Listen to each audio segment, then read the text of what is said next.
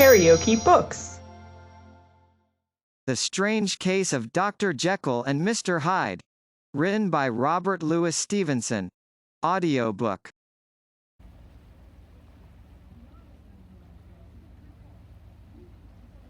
Story of the Door. It's ill to loose the bands that God decreed to bind. Still will we be the children of the heather and the wind. Far away from home, oh it's still for you and me. That the broom is blowing bonny in the north country. Mr. Utterson the lawyer was a man of a rugged countenance, that was never lighted by a smile. Cold, scanty and embarrassed in discourse. Backward in sentiment. Lean, long, dusty, dreary and yet somehow lovable. At friendly meetings, and when the wine was to his taste, something eminently human beaconed from his eye. Something indeed which never found its way into his talk, but which spoke not only in these silent symbols of the after-dinner face, but more often and loudly in the acts of his life. He was austere with himself. Drank gin when he was alone, to mortify a taste for vintages, and though he enjoyed the theatre, had not crossed the doors of one for 20 years. But he had an approved tolerance for others, sometimes wondering, almost with envy, at the high pressure of spirits involved in their misdeeds, and in any extremity inclined to help rather than to reprove. I incline to Cain's heresy, he used to say quaintly. I let my brother go to the devil in his own way. In this character, it was frequently his fortune to be the last reputable acquaintance and the last good influence in the lives of down-going men. And to such as these, so long as they came about his chambers, he never marked a shade of change in his demeanor. No doubt the feat was easy to Mr. Utterson, for he was undemonstrative at the best, and even his friendships seemed to be founded in a similar catholicity of good nature. It is the mark of a modest man to accept his friendly circle ready-made from the hands of opportunity, and that was the lawyer's way. His friends were those of his own blood or those whom he had known the longest. His affections, like ivy, were the growth of time, they implied no aptness in the object. Hence, no doubt, the bond that united him to Mr. Richard Enfield, his distant kinsman, the well-known man about town.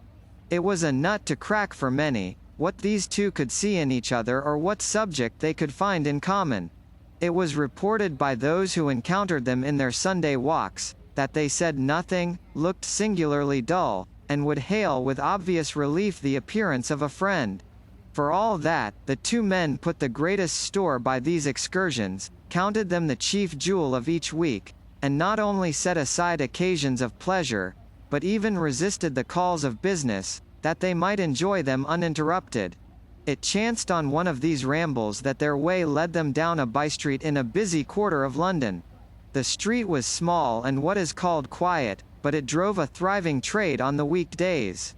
The inhabitants were all doing well, it seemed, and all emulously hoping to do better still, and laying out the surplus of their gains in coquetry, so that the shop fronts stood along that thoroughfare with an air of invitation, like rows of smiling saleswomen. Even on Sunday, when it veiled its more florid charms and lay comparatively empty of passage, the street shone out in contrast to its dingy neighborhood, like a fire in a forest, and with its freshly painted shutters, well-polished brasses, and general cleanliness and gaiety of note, instantly caught and pleased the eye of the passenger. 2 doors from one corner, on the left hand going east, the line was broken by the entry of a court, and just at that point, a certain sinister block of building thrust forward its gable on the street. It was 2 stories high, showed no window, nothing but a door on the lower story and a blind forehead of discolored wall on the upper, and bore in every feature, the marks of prolonged and sordid negligence. The door, which was equipped with neither bell nor knocker, was blistered and disdained. Tramps slouched into the recess and struck matches on the panels. Children kept shop upon the steps. The schoolboy had tried his knife on the moldings, and for close on a generation, no one had appeared to drive away these random visitors or to repair their ravages. Mr. Enfield and the lawyer were on the other side of the by-street, but when they came abreast of the entry, the former lifted up his cane and pointed. Did you ever remark that door? He asked, and when his companion had replied in the affirmative, it is connected in my mind, added he, with a very odd story. Indeed, said Mr. Utterson, with a slight change of voice, and what was that? Well, it was this way, returned Mr. Enfield. I was coming home from some place at the end of the world, about 3 o'clock of a black winter morning, and my way lay through a part of town where there was literally nothing to be seen but lamps.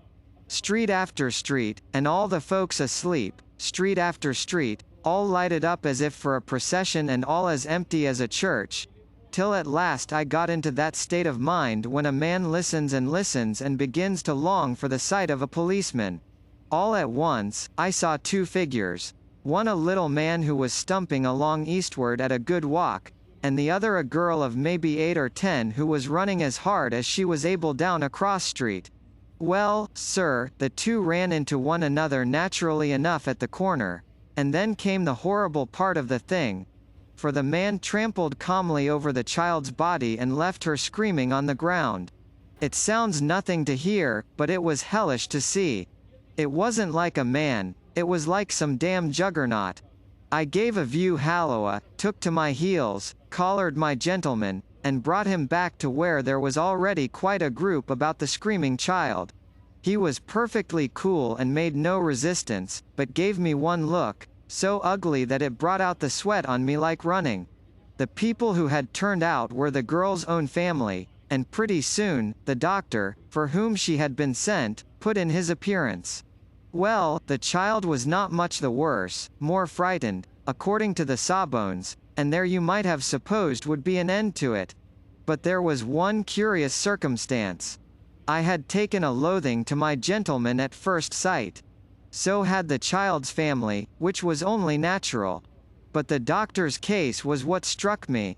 He was the usual cut and dry apothecary, of no particular age and color, with a strong Edinburgh accent, and about as emotional as a bagpipe. Well, sir, he was like the rest of us. Every time he looked at my prisoner, I saw that Sawbones turn sick and white with the desire to kill him. I knew what was in his mind, just as he knew what was in mine. And killing being out of the question, we did the next best. We told the man we could and would make such a scandal out of this, as should make his name stink from one end of London to the other. If he had any friends or any credit, we undertook that he should lose them. And all the time, as we were pitching it in red hot, we were keeping the women off him as best we could, for they were as wild as harpies. I never saw a circle of such hateful faces, and there was the man in the middle, with a kind of black, sneering coolness, frightened too, I could see that, but carrying it off, sir, really like Satan. If you choose to make capital out of this accident, said he, I am naturally helpless. No gentleman but wishes to avoid a scene, says he. Name your figure. Well, we screwed him up to £100 for the child's family. He would have clearly liked to stick out.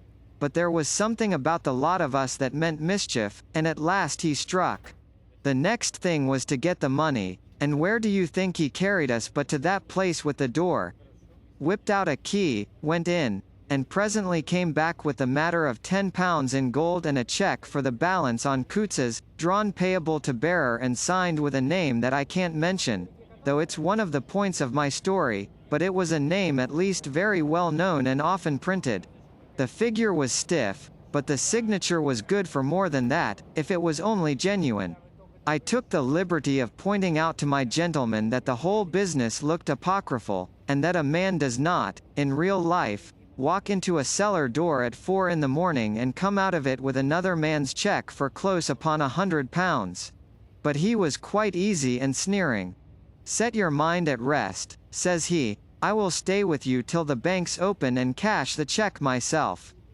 So we all set off, the doctor, and the child's father, and our friend and myself, and passed the rest of the night in my chambers, and next day, when we had breakfasted, went in a body to the bank. I gave in the cheque myself, and said I had every reason to believe it was a forgery. Not a bit of it. The cheque was genuine. Tut tut, said Mr. Utterson.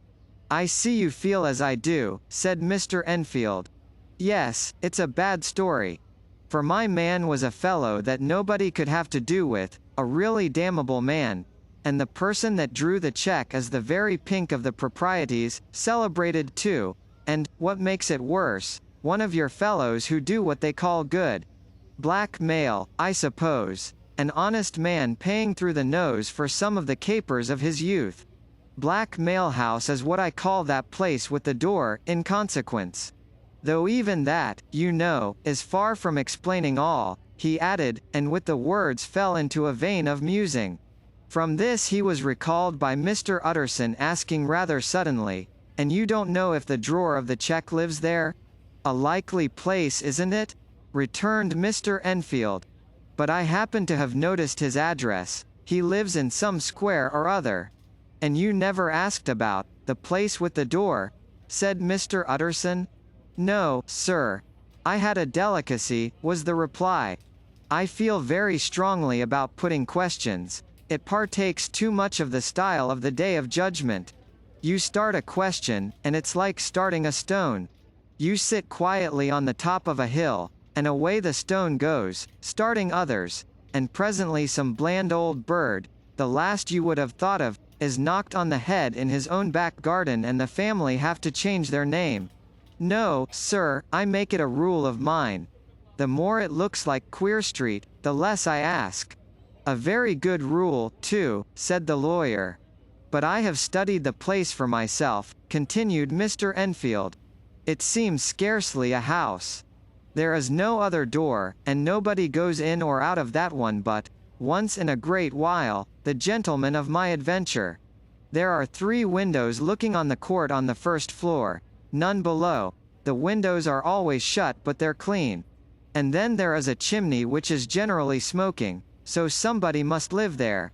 And yet it's not so sure, for the buildings are so packed together about that court, that it's hard to say where one ends and another begins." The pair walked on again for a while in silence, and then, "Enfield," said Mr. Utterson, "that's a good rule of yours." "Yes, I think it is," returned Enfield. "But for all that," continued the lawyer, "there's one point I want to ask. I want to ask the name of that man who walked over the child." "Well," said Mr. Enfield, "I can't see what harm it would do. It was a man of the name of Hyde." Said Mr. Utterson. "What sort of a man is he to see?" "He is not easy to describe. There is something wrong with his appearance, something displeasing, something downright detestable. I never saw a man I so disliked, and yet I scarce know why. He must be deformed somewhere. He gives a strong feeling of deformity, although I couldn't specify the point. He's an extraordinary-looking man, and yet I really can name nothing out of the way. No, sir, I can make no hand of it. I can't describe him. And it's not want of memory, for I declare I can see him this moment." Mr. Utterson again walked some way in silence and obviously under a weight of consideration. "You are sure he used a key?" he inquired at last. "My dear sir, began Enfield, surprised out of himself. "Yes, I know," said Utterson. "I know it must seem strange. The fact is, if I do not ask you the name of the other party, it is because I know it already. You see, Richard, your tale has gone home. If you have been inexact in any point, you had better correct it." "I think you might have warned me," returned the other with a touch of sullenness. "But I have been pedantically exact, as you call it. The fellow had a key, and what's more, he has it still. I saw him use it, not a week ago." Mr. Utterson sighed deeply but said never a word, and the young man presently resumed. "Here is another lesson to say nothing," said he. "I am ashamed of my long tongue. Let us make a bargain never to refer to this again." "With all my heart," said the lawyer. "I shake hands on that, Richard. Search for Mr. Hyde." That evening, Mr. Utterson came home to his bachelor house in somber spirits and sat down to dinner without relish. It was his custom of a Sunday, when this meal was over, to sit close by the fire, a volume of some dry divinity on his reading desk, until the clock of the neighboring church rang out the hour of 12, when he would go soberly and gratefully to bed. On this night, however, as soon as the cloth was taken away, he took up a candle and went into his business room. There he opened his safe, took from the most private part of it a document endorsed on the envelope as Dr. Jekyll's will, and sat down with a clouded brow to study its contents. The will was holograph, for Mr. Utterson, though he took charge of it now that it was made, had refused to lend the least assistance in the making of it. It provided not only that, in case of the decease of Henry Jekyll, M.D., D.C.L., L.L.D., F.R.S., and C., all his possessions were to pass into the hands of his friend and benefactor Edward Hyde, but that in case of Dr. Jekyll's disappearance or unexplained absence for any period exceeding 3 calendar months, the said Edward Hyde should step into the said Henry Jekyll's shoes without further delay and free from any burthen or obligation, beyond the payment of a few small sums to the members of the doctor's household. This document had long been the lawyer's eyesore. It offended him both as a lawyer and as a lover of the sane and customary sides of life, to whom the fanciful was the immodest. And hitherto it was his ignorance of Mr. Hyde that had swelled his indignation. Now, by a sudden turn, it was his knowledge. It was already bad enough when the name was but a name of which he could learn no more. It was worse when it began to be clothed upon with detestable attributes, and out of the shifting, insubstantial mists that had so long baffled his eye, there leapt up the sudden, definite presentment of a fiend. I thought it was madness, he said, as he replaced the obnoxious paper in the safe, and now I begin to fear it as disgrace. With that he blew out his candle, put on a great coat and set forth in the direction of Cavendish Square, that citadel of medicine, where his friend, the great Dr. Lanyon, had his house and received his crowding patients. If anyone knows, it will be Lanyon, he had thought. The solemn butler knew and welcomed him. He was subjected to no stage of delay, but ushered direct from the door to the dining room where Dr. Lanyon sat alone over his wine. This was a hearty, healthy, dapper, red-faced gentleman, with a shock of hair prematurely white, and a boisterous and decided manner. At sight of Mr. Utterson, he sprang up from his chair and welcomed him with both hands. The geniality, as was the way of the man, was somewhat theatrical to the eye, but it reposed on genuine feeling. For these two were old friends, old mates both at school and college, both thorough respecters of themselves and of each other, and, what does not always follow, men who thoroughly enjoyed each other's company. After a little rambling talk, the lawyer led up to the subject which so disagreeably preoccupied his mind. I suppose, Lanyon, said he, you and I must be the 2 oldest friends that Henry Jekyll has? I wish the friends were younger, chuckled Dr. Lanyon. But I suppose we are. And what of that? I see little of him now. Indeed, said Utterson. I thought you had a bond of common interest. We had, was the reply. But it is more than 10 years since Henry Jekyll became too fanciful for me. He began to go wrong in mind, and though of course I continue to take an interest in him for old sake's sake as they say, I see and I have seen devilish little of the man. Such unscientific balderdash, added the doctor, flushing suddenly purple, would have estranged Damon and Pythias. This little spurt of temper was somewhat of a relief to Mr. Utterson. They have only differed on some point of science, he thought, and being a man of no scientific passions, except in the matter of conveyancing, he even added, it is nothing worse than that. He gave his friend a few seconds to recover his composure, and then approached the question he had come to put. Did you ever come across a protégé of his, one Hyde? He asked. Hyde? Repeated Lanyon. No. Never heard of him. Since my time. That was the amount of information that the lawyer carried back with him to the great, dark bed on which he tossed to and fro, until the small hours of the morning began to grow large. It was a night of little ease to his toiling mind, toiling in mere darkness and besieged by questions. 6 o'clock struck on the bells of the church that was so conveniently near to Mr. Utterson's dwelling, and still he was digging at the problem. Hitherto it had touched him on the intellectual side alone, but now his imagination also was engaged, or rather enslaved, and as he lay and tossed in the gross darkness of the night and the curtained room, Mr. Enfield's tale went by before his mind in a scroll of lighted pictures. He would be aware of the great field of lamps of a nocturnal city, then of the figure of a man walking swiftly, then of a child running from the doctors, and then these met, and that human juggernaut trod the child down and passed on regardless of her screams. Or else he would see a room in a rich house, where his friend lay asleep, dreaming and smiling at his dreams, and then the door of that room would be opened, the curtains of the bed plucked apart, the sleeper recalled, and lo! There would stand by his side a figure to whom power was given, and even at that dead hour, he must rise and do its bidding. The figure in these two phases haunted the lawyer all night, and if at any time he dozed over, it was but to see it glide more stealthily through sleeping houses, or move the more swiftly and still the more swiftly, even to dizziness, through wider labyrinths of lamplighted city, and at every street corner crush a child and leave her screaming. And still the figure had no face by which he might know it.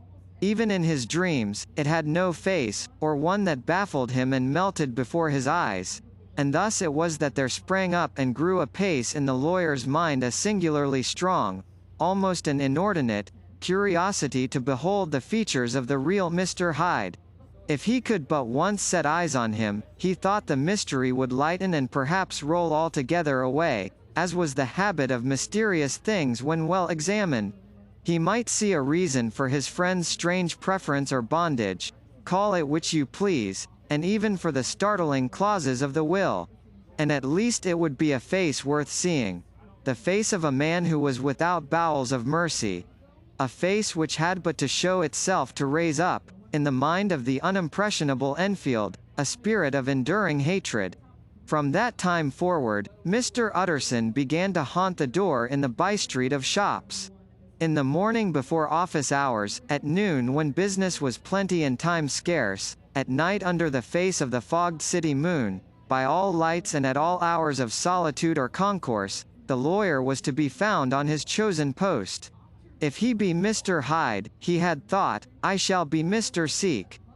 And at last his patience was rewarded. It was a fine dry night.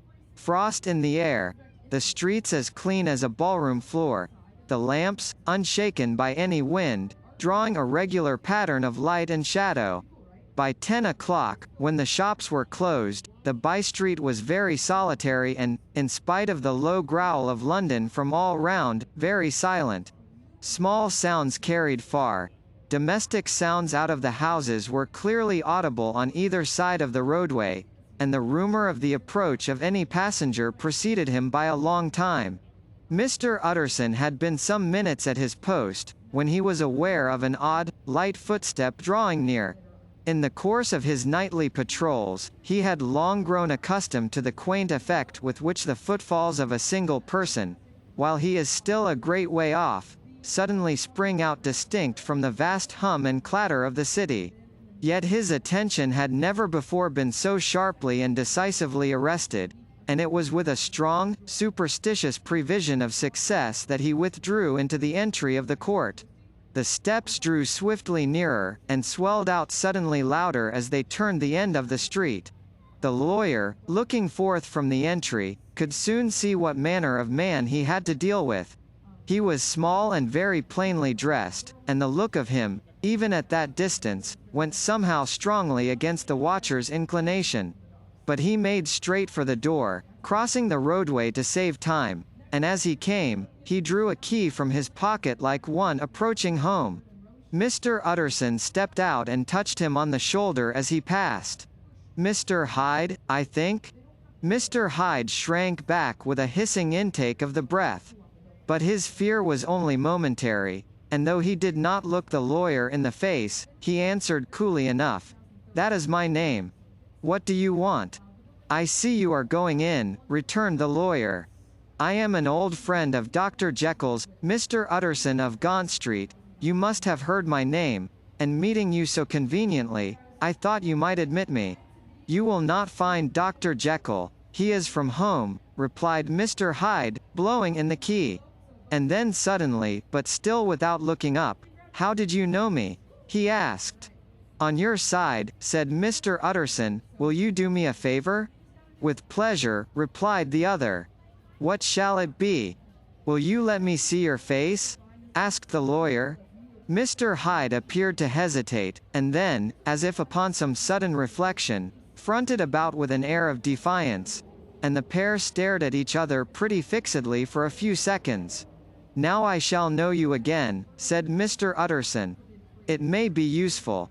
"Yes," returned Mr. Hyde, "it is as well we have met, and a propos you should have my address."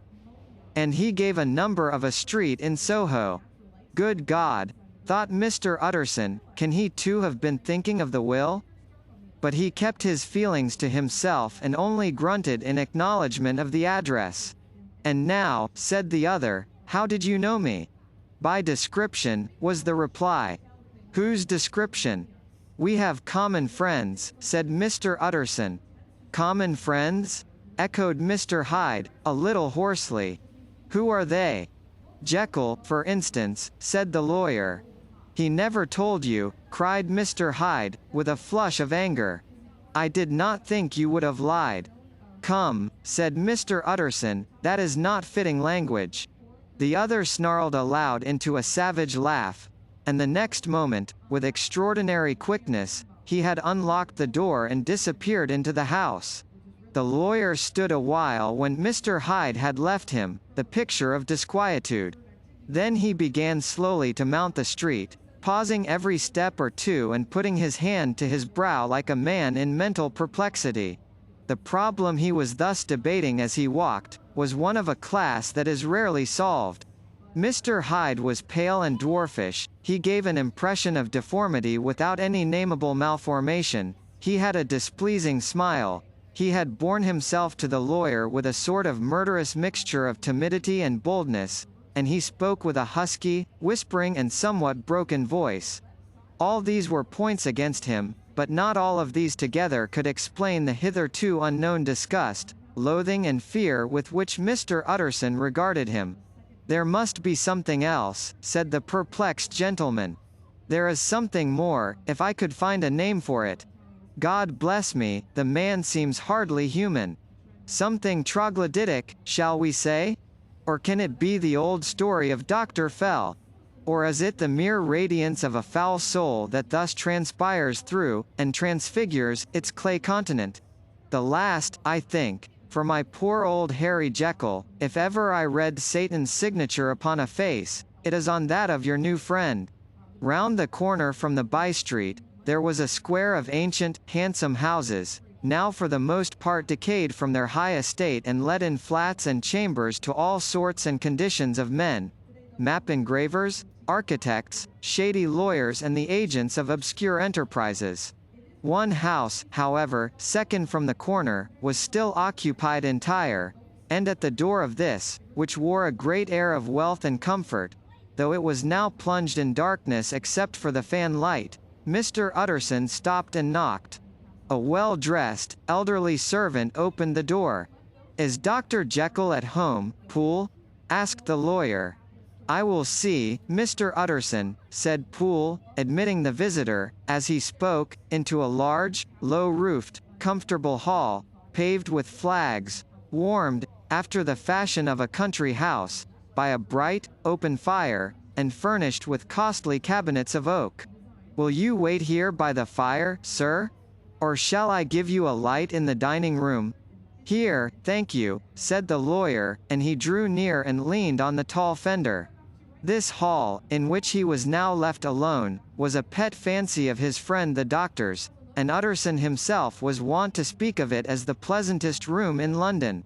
But tonight there was a shudder in his blood, the face of Hyde sat heavy on his memory, he felt, what was rare with him, a nausea and distaste of life, and in the gloom of his spirits, he seemed to read a menace in the flickering of the firelight on the polished cabinets and the uneasy starting of the shadow on the roof. He was ashamed of his relief, when Poole presently returned to announce that Dr. Jekyll was gone out. "I saw Mr. Hyde go in by the old dissecting room door, Poole," he said. "Is that right, when Dr. Jekyll is from home?" "Quite right, Mr. Utterson, sir," replied the servant. "Mr. Hyde has a key. Your master seems to repose a great deal of trust in that young man, Poole," resumed the other musingly. "Yes, sir, he do indeed," said Poole.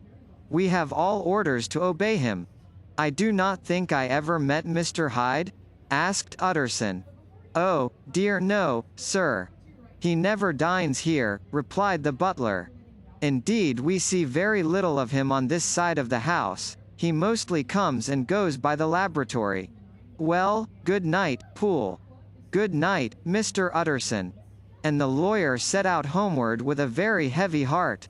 "Poor Harry Jekyll," he thought, "my mind misgives me he is in deep waters. He was wild when he was young, a long while ago to be sure, but in the law of God, there is no statute of limitations. Aye, it must be that. The ghost of some old sin, the cancer of some concealed disgrace, punishment coming, pede claudo, years after memory has forgotten and self-love condoned the fault."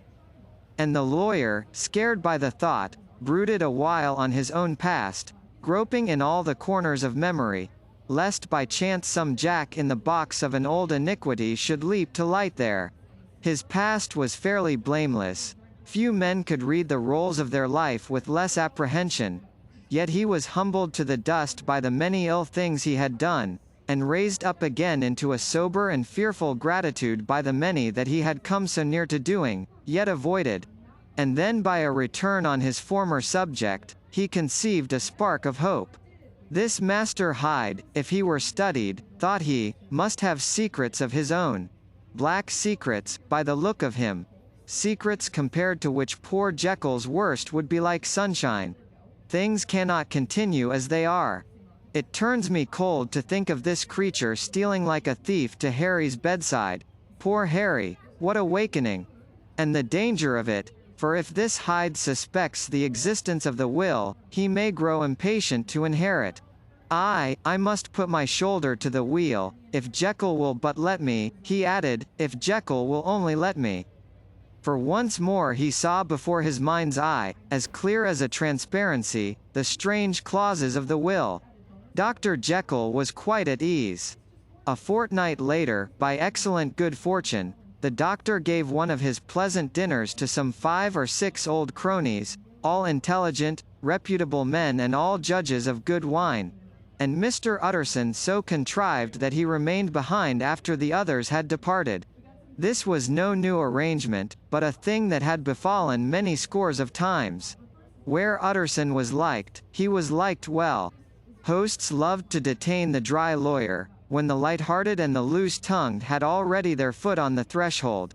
They liked to sit a while in his unobtrusive company, practicing for solitude, sobering their minds in the man's rich silence after the expense and strain of gaiety.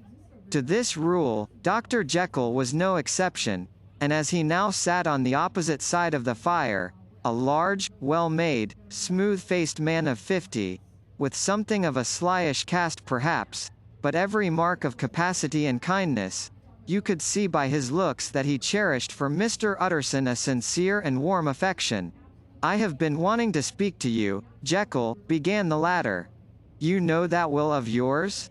A close observer might have gathered that the topic was distasteful, but the doctor carried it off gaily. "My poor Utterson," said he, "you are unfortunate in such a client. I never saw a man so distressed as you were by my will, unless it were that hide-bound pedant, Lanyon, at what he called my scientific heresies. Oh, I know he's a good fellow, you needn't frown, an excellent fellow, and I always mean to see more of him. But a hide-bound pedant for all that, an ignorant, blatant pedant. I was never more disappointed in any man than Lanyon. You know I never approved of it," pursued Utterson, ruthlessly disregarding the fresh topic. "My will? Yes, certainly, I know that," said the doctor, a trifle sharply. "You have told me so. Well, I tell you so again, continued the lawyer. I have been learning something of young Hyde. The large handsome face of Dr. Jekyll grew pale to the very lips, and there came a blackness about his eyes. I do not care to hear more, said he. This is a matter I thought we had agreed to drop. What I heard was abominable, said Utterson. It can make no change. You do not understand my position, returned the doctor, with a certain incoherency of manner. I am painfully situated, Utterson. My position is a very strange one. It is one of those affairs that cannot be mended by talking. Jekyll, said Utterson, you know me. I am a man to be trusted. Make a clean breast of this in confidence, and I make no doubt I can get you out of it. My good Utterson, said the doctor, this is very good of you. This is downright good of you, and I cannot find words to thank you in. I believe you fully. I would trust you before any man alive, before myself, if I could make the choice, but indeed it isn't what you fancy. It is not so bad as that. And just to put your good heart at rest, I will tell you one thing. The moment I choose, I can be rid of Mr. Hyde. I give you my hand upon that, and I thank you again and again, and I will just add one little word, Utterson, that I'm sure you'll take in good part. This is a private matter, and I beg of you to let it sleep. Utterson reflected a little, looking in the fire. I have no doubt you are perfectly right, he said at last, getting to his feet. Well, but since we have touched upon this business, and for the last time I hope, continued the doctor, there is one point I should like you to understand. I have really a very great interest in poor Hyde. I know you have seen him, he told me so, and I fear he was rude. But I do sincerely take a very great interest in that young man, and if I am taken away, Utterson, I wish you to promise me that you will bear with him and get his rights for him. I think you would, if you knew all, and it would be a weight off my mind if you would promise. I can't pretend that I shall ever like him, said the lawyer. I don't ask that, pleaded Jekyll, laying his hand upon the other's arm. I only ask for justice. I only ask you to help him for my sake, when I am no longer here. Utterson heaved an irrepressible sigh. Well, said he. I promise. The Garew murder case. Nearly a year later, in the month of October 18th, London was startled by a crime of singular ferocity and rendered all the more notable by the high position of the victim. The details were few and startling. A maid-servant living alone in a house not far from the river, had gone upstairs to bed about 11. Although a fog rolled over the city in the small hours, the early part of the night was cloudless, and the lane, which the maid's window overlooked, was brilliantly lit by the full moon. It seems she was romantically given, for she sat down upon her box, which stood immediately under the window, and fell into a dream of musing. Never, she used to say, with streaming tears, when she narrated that experience, never had she felt more at peace with all men or thought more kindly of the world. And as she so sat she became aware of an aged and beautiful gentleman with white hair, drawing near along the lane, and advancing to meet him, another and very small gentleman, to whom at first she paid less attention. When they had come within speech, which was just under the maid's eyes, the older man bowed and accosted the other with a very pretty manner of politeness. It did not seem as if the subject of his address were of great importance. Indeed, from his pointing, it sometimes appeared as if he were only inquiring his way. But the moon shone on his face as he spoke, and the girl was pleased to watch it.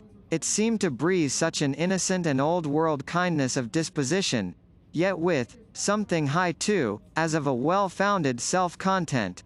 Presently her eye wandered to the other, and she was surprised to recognize in him a certain Mr. Hyde, who had once visited her master and for whom she had conceived a dislike. He had in his hand a heavy cane, with which he was trifling, but he answered never a word, and seemed to listen with an ill-contained impatience. And then all of a sudden he broke out in a great flame of anger, stamping with his foot, brandishing the cane, and carrying on, as the maid described it, like a madman. The old gentleman took a step back, with the air of one very much surprised and a trifle hurt, and at that Mr. Hyde broke out of all bounds and clubbed him to the earth. And next moment, with ape-like fury, he was trampling his victim underfoot, and hailing down a storm of blows, under which the bones were audibly shattered and the body jumped upon the roadway. At the horror of these sights and sounds, the maid fainted. It was 2 o'clock when she came to herself and called for the police. The murderer was gone long ago, but there lay his victim in the middle of the lane, incredibly mangled. The stick with which the deed had been done, although it was of some rare and very tough and heavy wood, had broken in the middle under the stress of this insensate cruelty, and one splintered half had rolled in the neighboring gutter. The other, without doubt, had been carried away by the murderer. A purse and a gold watch were found upon the victim, but no cards or papers, except a sealed and stamped envelope, which he had been probably carrying to the post, and which bore the name and address of Mr. Utterson. This was brought to the lawyer the next morning, before he was out of bed, and he had no sooner seen it, and been told the circumstances, than he shot out a solemn lip. "I shall say nothing till I have seen the body," said he. "This may be very serious. Have the kindness to wait while I dress." And with the same grave countenance he hurried through his breakfast and drove to the police station, whither the body had been carried. As soon as he came into the cell, he nodded. "Yes," said he, "I recognize him. I am sorry to say that this is Sir Danvers Carew." "Good God, sir," exclaimed the officer, "is it possible?" And the next moment his eye lighted up with professional ambition. "This will make a deal of noise," he said. "And perhaps you can help us to the man." And he briefly narrated what the maid had seen, and showed the broken stick. Mr. Utterson had already quailed at the name of Hyde, but when the stick was laid before him, he could doubt no longer. Broken and battered as it was, he recognized it for one that he had himself presented many years before to Henry Jekyll. "Is this Mr. Hyde a person of small stature?" he inquired. "Particularly small and particularly wicked-looking, is what the maid calls him," said the officer. Mr. Utterson reflected. And then, raising his head, "If you will come with me in my cab," he said, "I think I can take you to his house." It was by this time about 9 in the morning, and the first fog of the season.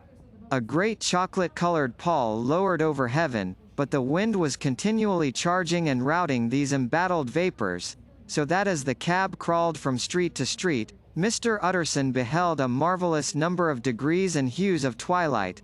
For here it would be dark like the back end of evening, and there would be a glow of a rich, lurid brown, like the light of some strange conflagration. And here, for a moment, the fog would be quite broken up, and a haggard shaft of daylight would glance in between the swirling wreaths. The dismal quarter of Soho seen under these changing glimpses, with its muddy ways, and slatternly passengers, and its lamps, which had never been extinguished or had been kindled afresh to combat this mournful reinvasion of darkness, seemed, in the lawyer's eyes, like a district of some city in a nightmare. The thoughts of his mind, besides, were of the gloomiest dye, and when he glanced at the companion of his drive, he was conscious of some touch of that terror of the law and the law's officers, which may at times assail the most honest. As the cab drew up before the address indicated, the fog lifted a little and showed him a dingy street, a gin palace, a low French eating-house, a shop for the retail of penny numbers and twopenny salads, many ragged children huddled in the doorways, and many women of many different nationalities passing out, key in hand, to have a morning glass. And the next moment the fog settled down again upon that part, as brown as umber, and cut him off from his blackguardly surroundings. This was the home of Henry Jekyll's favourite, of a man who was heir to £250,000 sterling. An ivory-faced and silvery-haired old woman opened the door. She had an evil face, smoothed by hypocrisy, but her manners were excellent. "Yes," she said, "this was Mr. Hyde's, but he was not at home. He had been in that night very late, but had gone away again in less than an hour. There was nothing strange in that." His habits were very irregular, and he was often absent. For instance, it was nearly 2 months since she had seen him till yesterday. Very well then, we wish to see his rooms, said the lawyer, and when the woman began to declare it was impossible, I had better tell you who this person is, he added. This is Inspector Newcomen of Scotland Yard. A flash of odious joy appeared upon the woman's face. Ah, said she, he is in trouble. What has he done? Mr. Utterson and the inspector exchanged glances. He don't seem a very popular character, observed the latter. And now, my good woman, just let me and this gentleman have a look about us. In the whole extent of the house, which but for the old woman remained otherwise empty, Mr. Hyde had only used a couple of rooms, but these were furnished with luxury and good taste. A closet was filled with wine. The plate was of silver, the napery elegant. A good picture hung upon the walls, a gift, as Utterson supposed, from Henry Jekyll, who was much of a connoisseur, and the carpets were of many plies and agreeable in color. At this moment, however, the rooms bore every mark of having been recently and hurriedly ransacked. Clothes lay about the floor, with their pockets inside out. Lockfast drawers stood open, and on the hearth there lay a pile of grey ashes, as though many papers had been burned. From these embers the inspector disinterred the butt end of a green cheque-book, which had resisted the action of the fire. The other half of the stick was found behind the door, and as this clinched his suspicions, the officer declared himself delighted. A visit to the bank, where several £1,000s were found to be lying to the murderer's credit, completed his gratification. You may depend upon it, sir, he told Mr. Utterson. I have him in my hand. He must have lost his head, or he never would have left the stick or, above all, burned the cheque-book. Why, money's life to the man. We have nothing to do but wait for him at the bank, and get out the handbills.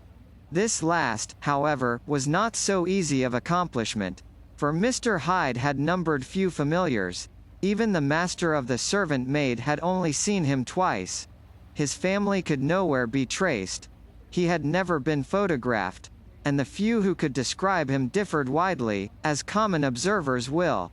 Only on one point were they agreed, and that was the haunting sense of unexpressed deformity with which the fugitive impressed his beholders. Incident of the letter. It was late in the afternoon, when Mr. Utterson found his way to Dr. Jekyll's door, where he was at once admitted by Poole, and carried down by the kitchen offices and across a yard which had once been a garden, to the building which was indifferently known as the laboratory or the dissecting rooms. The doctor had bought the house from the heirs of a celebrated surgeon, and his own tastes being rather chemical than anatomical, had changed the destination of the block at the bottom of the garden. It was the first time that the lawyer had been received in that part of his friend's quarters, and he eyed the dingy windowless structure with curiosity, and gazed round with a distasteful sense of strangeness as he crossed the theatre, once crowded with eager students and now lying gaunt and silent, the tables laden with chemical apparatus, the floor strewn with crates and littered with packing straw, and the light falling dimly through the foggy cupola.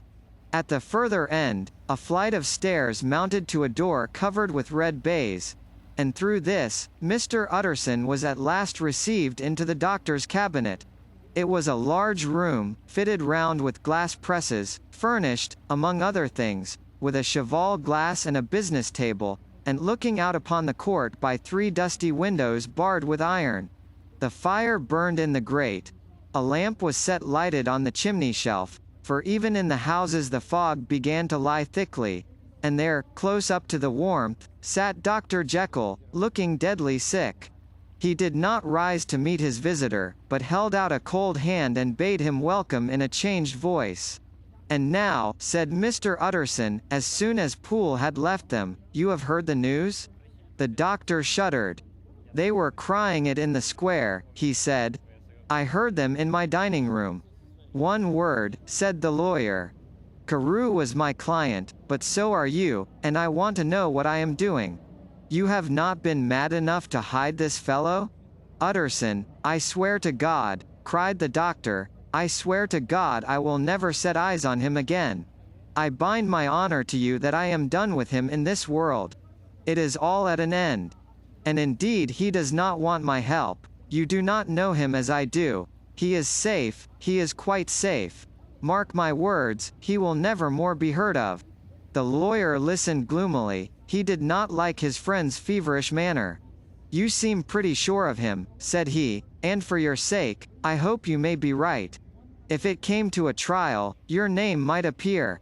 "I am quite sure of him," replied Jekyll. "I have grounds for certainty that I cannot share with anyone. But there is one thing on which you may advise me.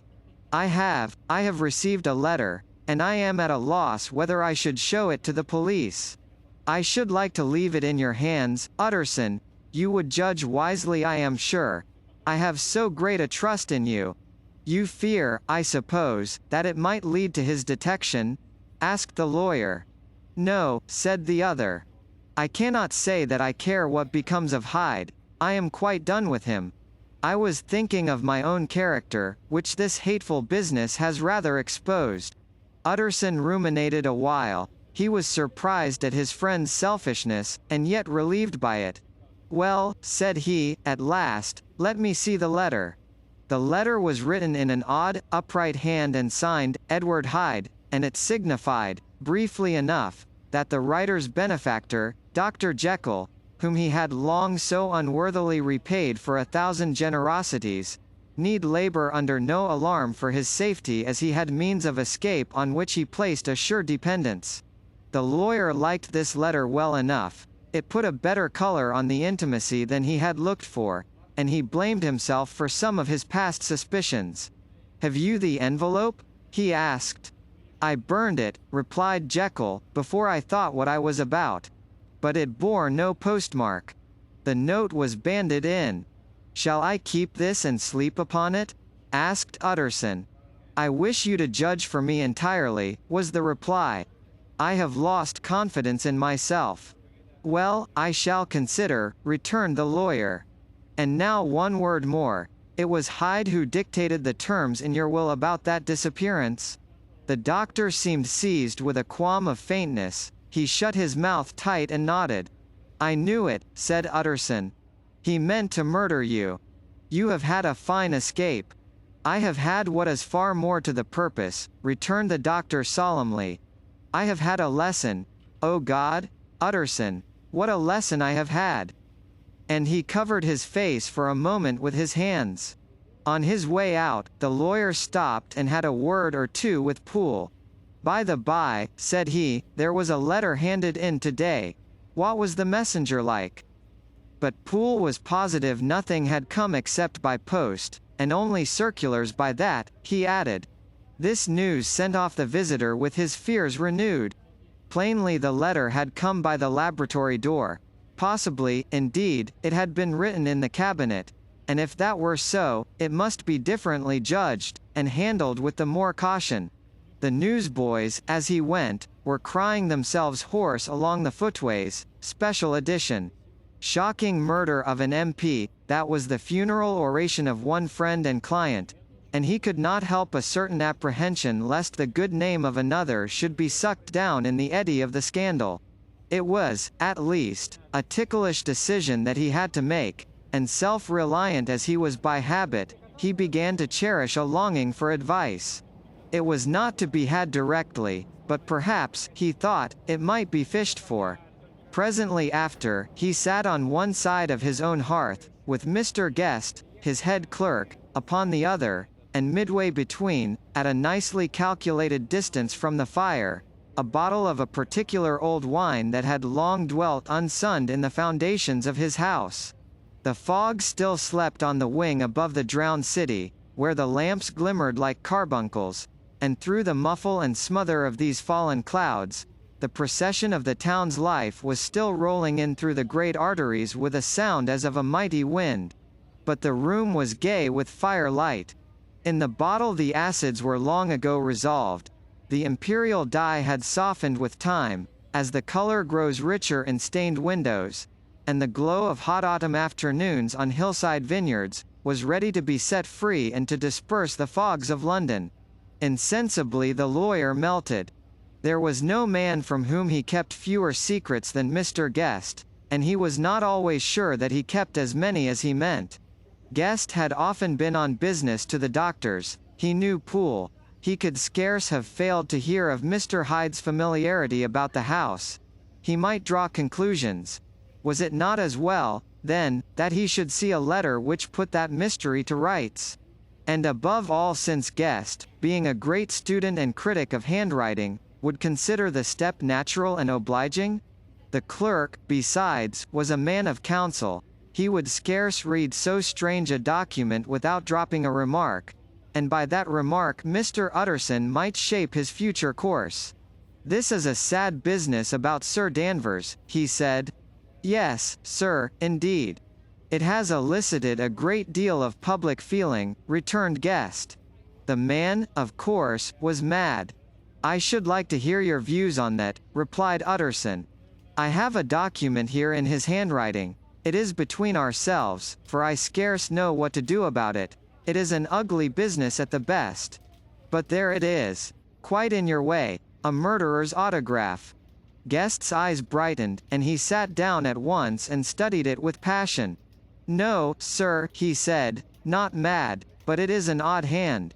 And by all accounts a very odd writer," added the lawyer. Just then the servant entered with a note. "Is that from Dr. Jekyll, sir?" inquired the clerk. "I thought I knew the writing. Anything private, Mr. Utterson?" "Only an invitation to dinner." "Why? Do you want to see it?" "One moment." "I thank you, sir," and the clerk laid the 2 sheets of paper alongside and sedulously compared their contents. "Thank you, sir," he said at last, returning both. "It's a very interesting autograph." There was a pause, during which Mr. Utterson struggled with himself. "Why did you compare them, Guest?" he inquired suddenly. "Well, sir," returned the clerk, "there's a rather singular resemblance. The 2 hands are in many points identical, only differently sloped." "Rather quaint," said Utterson. "It is, as you say, rather quaint," returned Guest. "I wouldn't speak of this note, you know," said the master. "No, sir," said the clerk. "I understand." But no sooner was Mr. Utterson alone that night, than he locked the note into his safe where it reposed from that time forward. What, he thought, Henry Jekyll forged for a murderer, and his blood ran cold in his veins. Remarkable incident of Dr. Lanyon. Time ran on. Thousands of pounds were offered in reward, for the death of Sir Danvers was resented as a public injury. But Mr. Hyde had disappeared out of the ken of the police as though he had never existed. Much of his past was unearthed, indeed, and all disreputable. Tales came out of the man's cruelty, at once so callous and violent, of his vile life, of his strange associates, of the hatred that seemed to have surrounded his career. But of his present whereabouts, not a whisper. From the time he had left the house in Soho on the morning of the murder, he was simply blotted out. And gradually, as time drew on, Mr. Utterson began to recover from the hotness of his alarm, and to grow more at quiet with himself. The death of Sir Danvers was, to his way of thinking, more than paid for by the disappearance of Mr. Hyde. Now that that evil influence had been withdrawn, a new life began for Dr. Jekyll. He came out of his seclusion, renewed relations with his friends, became once more their familiar guest and entertainer, and whilst he had always been known for charities, he was now no less distinguished for religion. He was busy, he was much in the open air, he did good.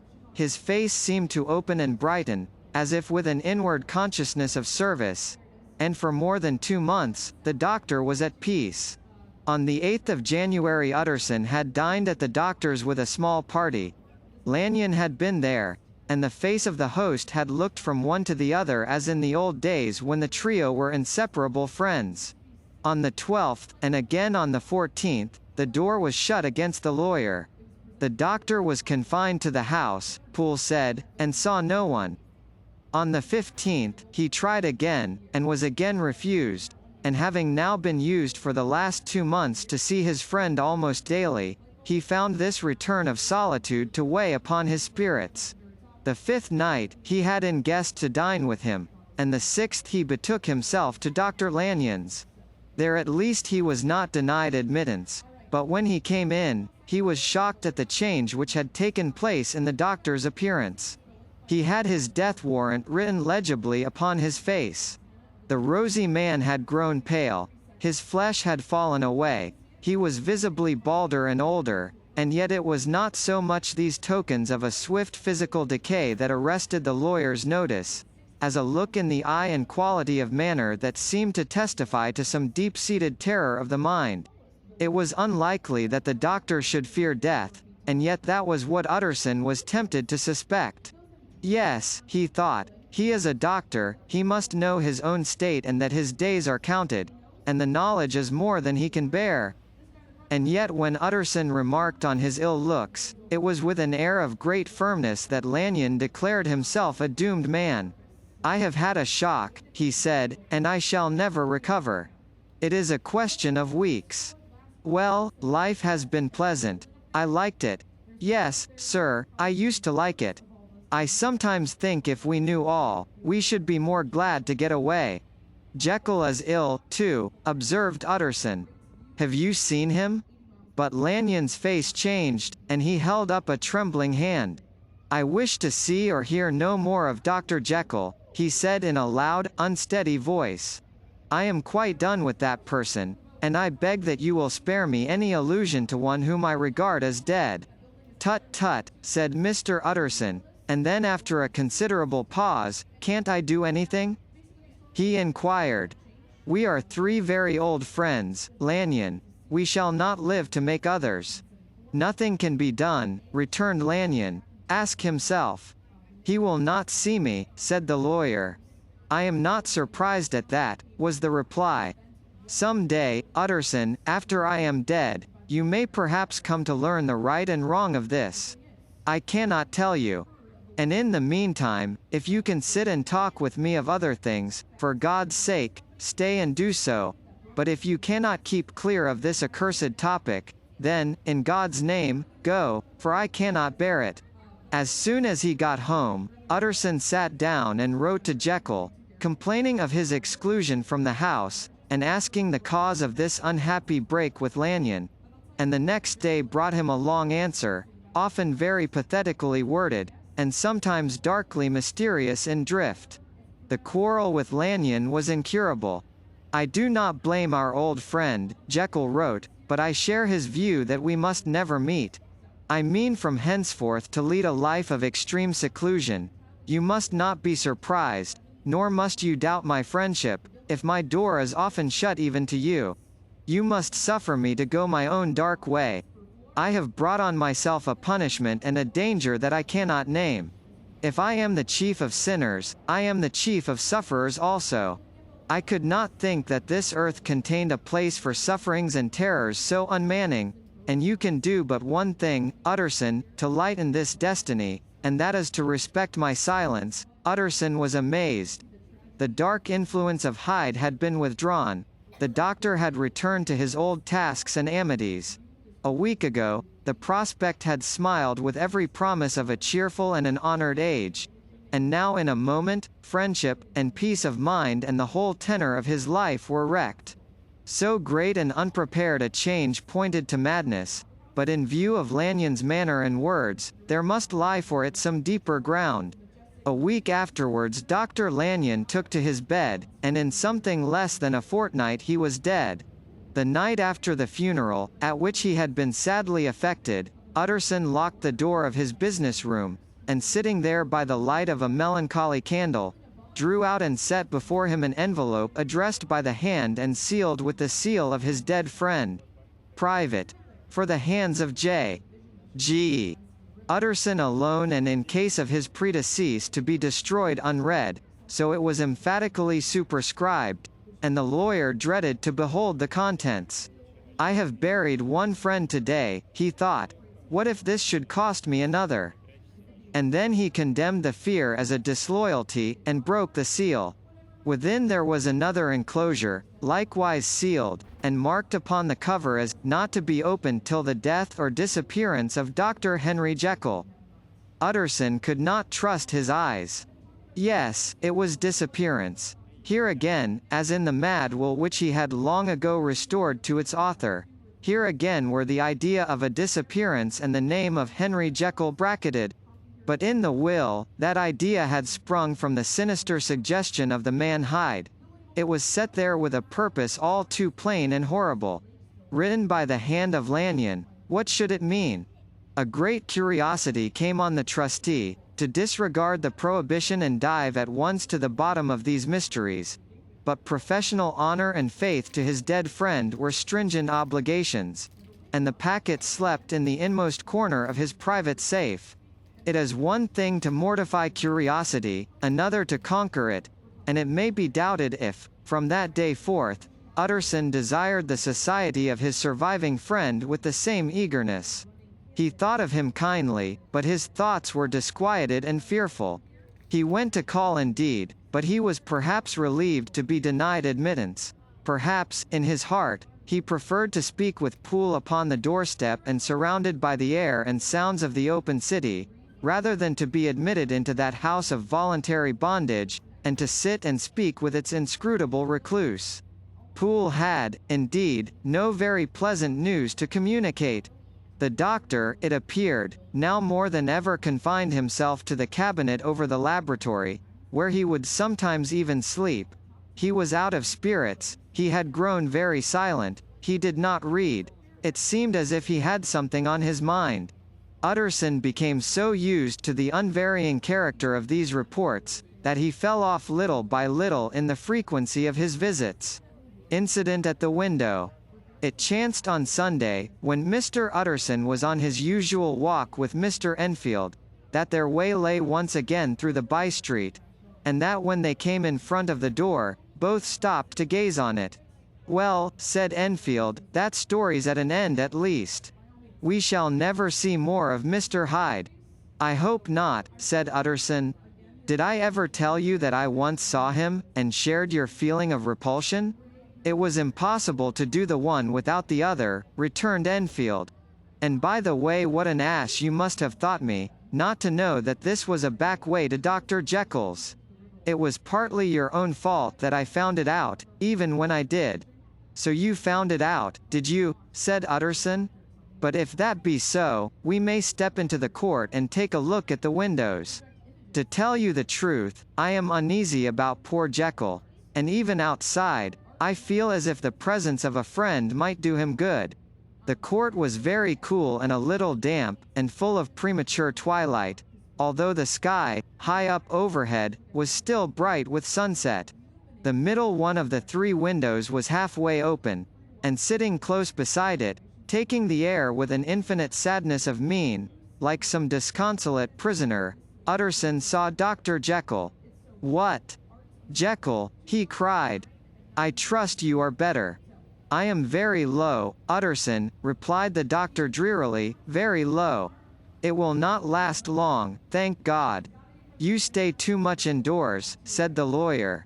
"You should be out, whipping up the circulation like Mr. Enfield and me. This is my cousin, Mr. Enfield, Dr. Jekyll. Come now, get your hat and take a quick turn with us." "You are very good," sighed the other. "I should like to very much, but no, it is quite impossible, I dare not. But indeed, Utterson, I am very glad to see you. This is really a great pleasure. I would ask you and Mr. Enfield up, but the place is really not fit." "Why then," said the lawyer, good-naturedly, "the best thing we can do is to stay down here and speak with you from where we are." "That is just what I was about to venture to propose," returned the doctor with a smile. But the words were hardly uttered, before the smile was struck out of his face and succeeded by an expression of such abject terror and despair, as froze the very blood of the two gentlemen below. They saw it but for a glimpse, for the window was instantly thrust down, but that glimpse had been sufficient, and they turned and left the court without a word. In silence, too, they traversed the by-street, and it was not until they had come into a neighboring thoroughfare, where even upon a Sunday there were still some stirrings of life, that Mr. Utterson at last turned and looked at his companion. They were both pale, and there was an answering horror in their eyes. "God forgive us, God forgive us," said Mr. Utterson. But Mr. Enfield only nodded his head very seriously, and walked on once more in silence. The last night. Mr. Utterson was sitting by his fireside one evening after dinner, when he was surprised to receive a visit from Poole.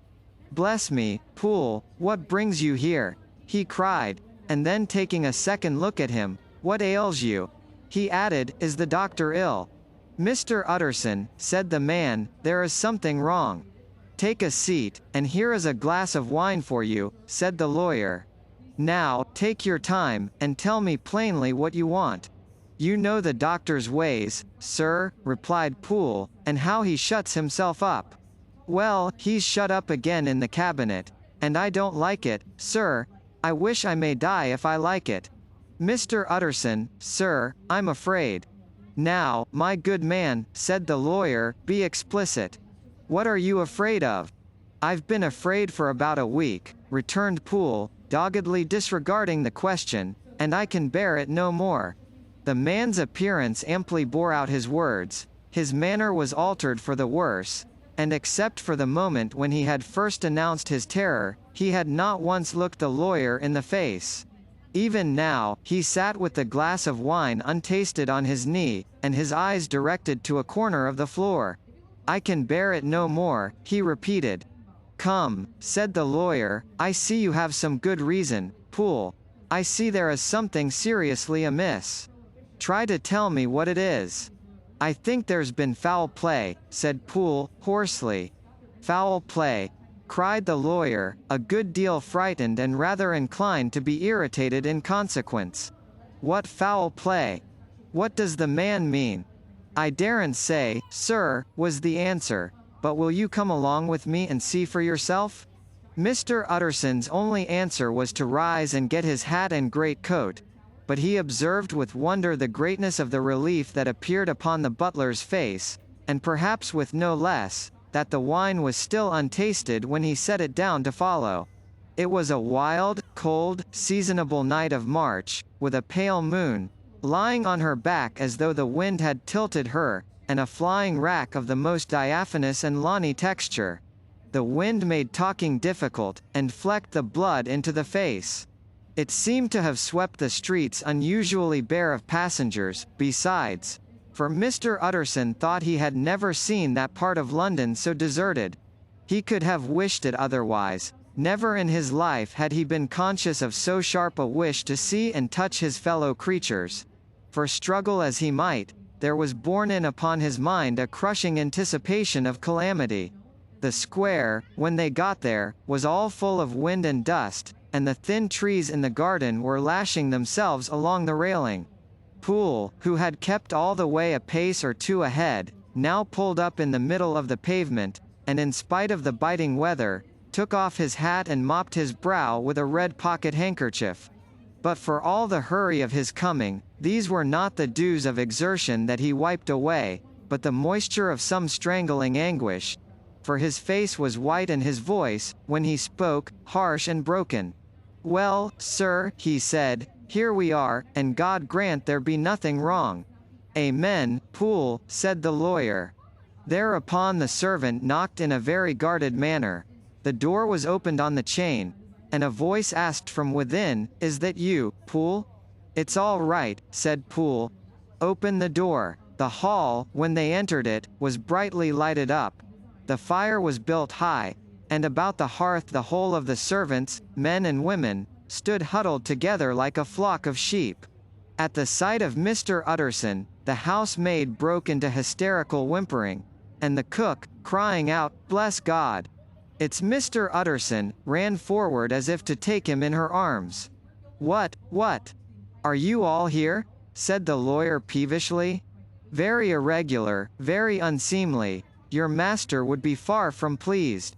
"They're all afraid," said Poole. Blank silence followed, no one protesting. only the maid lifted up her voice and now wept loudly. "Hold your tongue," Poole said to her, with a ferocity of accent that testified to his own jangled nerves, and indeed, when the girl had so suddenly raised the note of her lamentation, they had all started and turned towards the inner door with faces of dreadful expectation. "And now," continued the butler, addressing the knife boy, "reach me a candle, and we'll get this through hands at once." And then he begged Mr. Utterson to follow him, and led the way to the back garden. "Now, sir," said he, "you come as gently as you can. I want you to hear, and I don't want you to be heard. And see here, sir, if by any chance he was to ask you in, don't go." Mr. Utterson's nerves, at this unlooked-for termination, gave a jerk that nearly threw him from his balance, but he recollected his courage and followed the butler into the laboratory building and through the surgical theatre, with its lumber of crates and bottles, to the foot of the stair.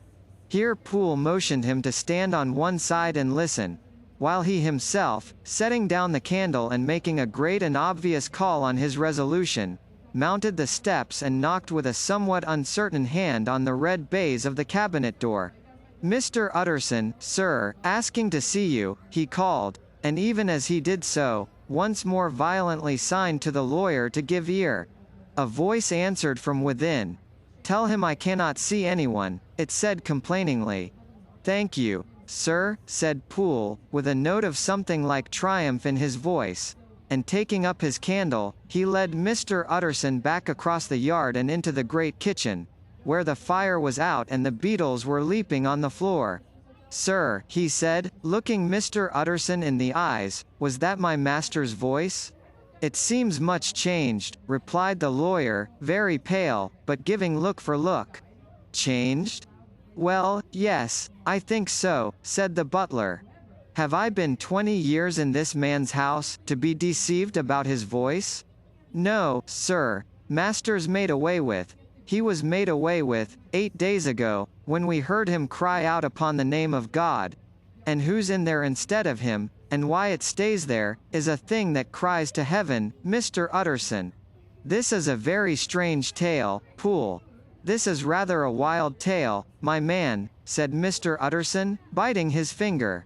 "Suppose it were as you suppose, supposing Dr. Jekyll to have been, well, murdered, what could induce the murderer to stay?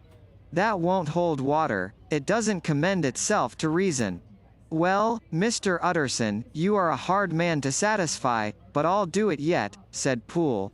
"All this last week, you must know, him, or it, or whatever it is that lives in that cabinet, has been crying night and day for some sort of medicine and cannot get it to his mind. It was sometimes his way, the master's, that is, to write his orders on a sheet of paper and throw it on the stair. We've had nothing else this week back. Nothing but papers, and a closed door, and the very meals left there to be smuggled in when nobody was looking. Well, sir, every day, aye, and twice and thrice in the same day, there have been orders and complaints, and I have been sent flying to all the wholesale chemists in town. Every time I brought the stuff back, there would be another paper telling me to return it, because it was not pure, and another order to a different firm. This drug is wanted bitter bad, sir, whatever for. Have you any of these papers?" asked Mr. Utterson. Poole felt in his pocket and handed out a crumpled note, which the lawyer, bending nearer to the candle, carefully examined. Its contents ran thus: "Dr. Jekyll presents his compliments to Messrs. Ma. He assures them that their last sample is impure and quite useless for his present purpose. In the year 18, Dr. J. purchased a somewhat large quantity from Messrs. M. He now begs them to search with the most sedulous care, and should any of the same quality be left, to forward it to him at once. Expense is no consideration. The importance of this to Dr. J.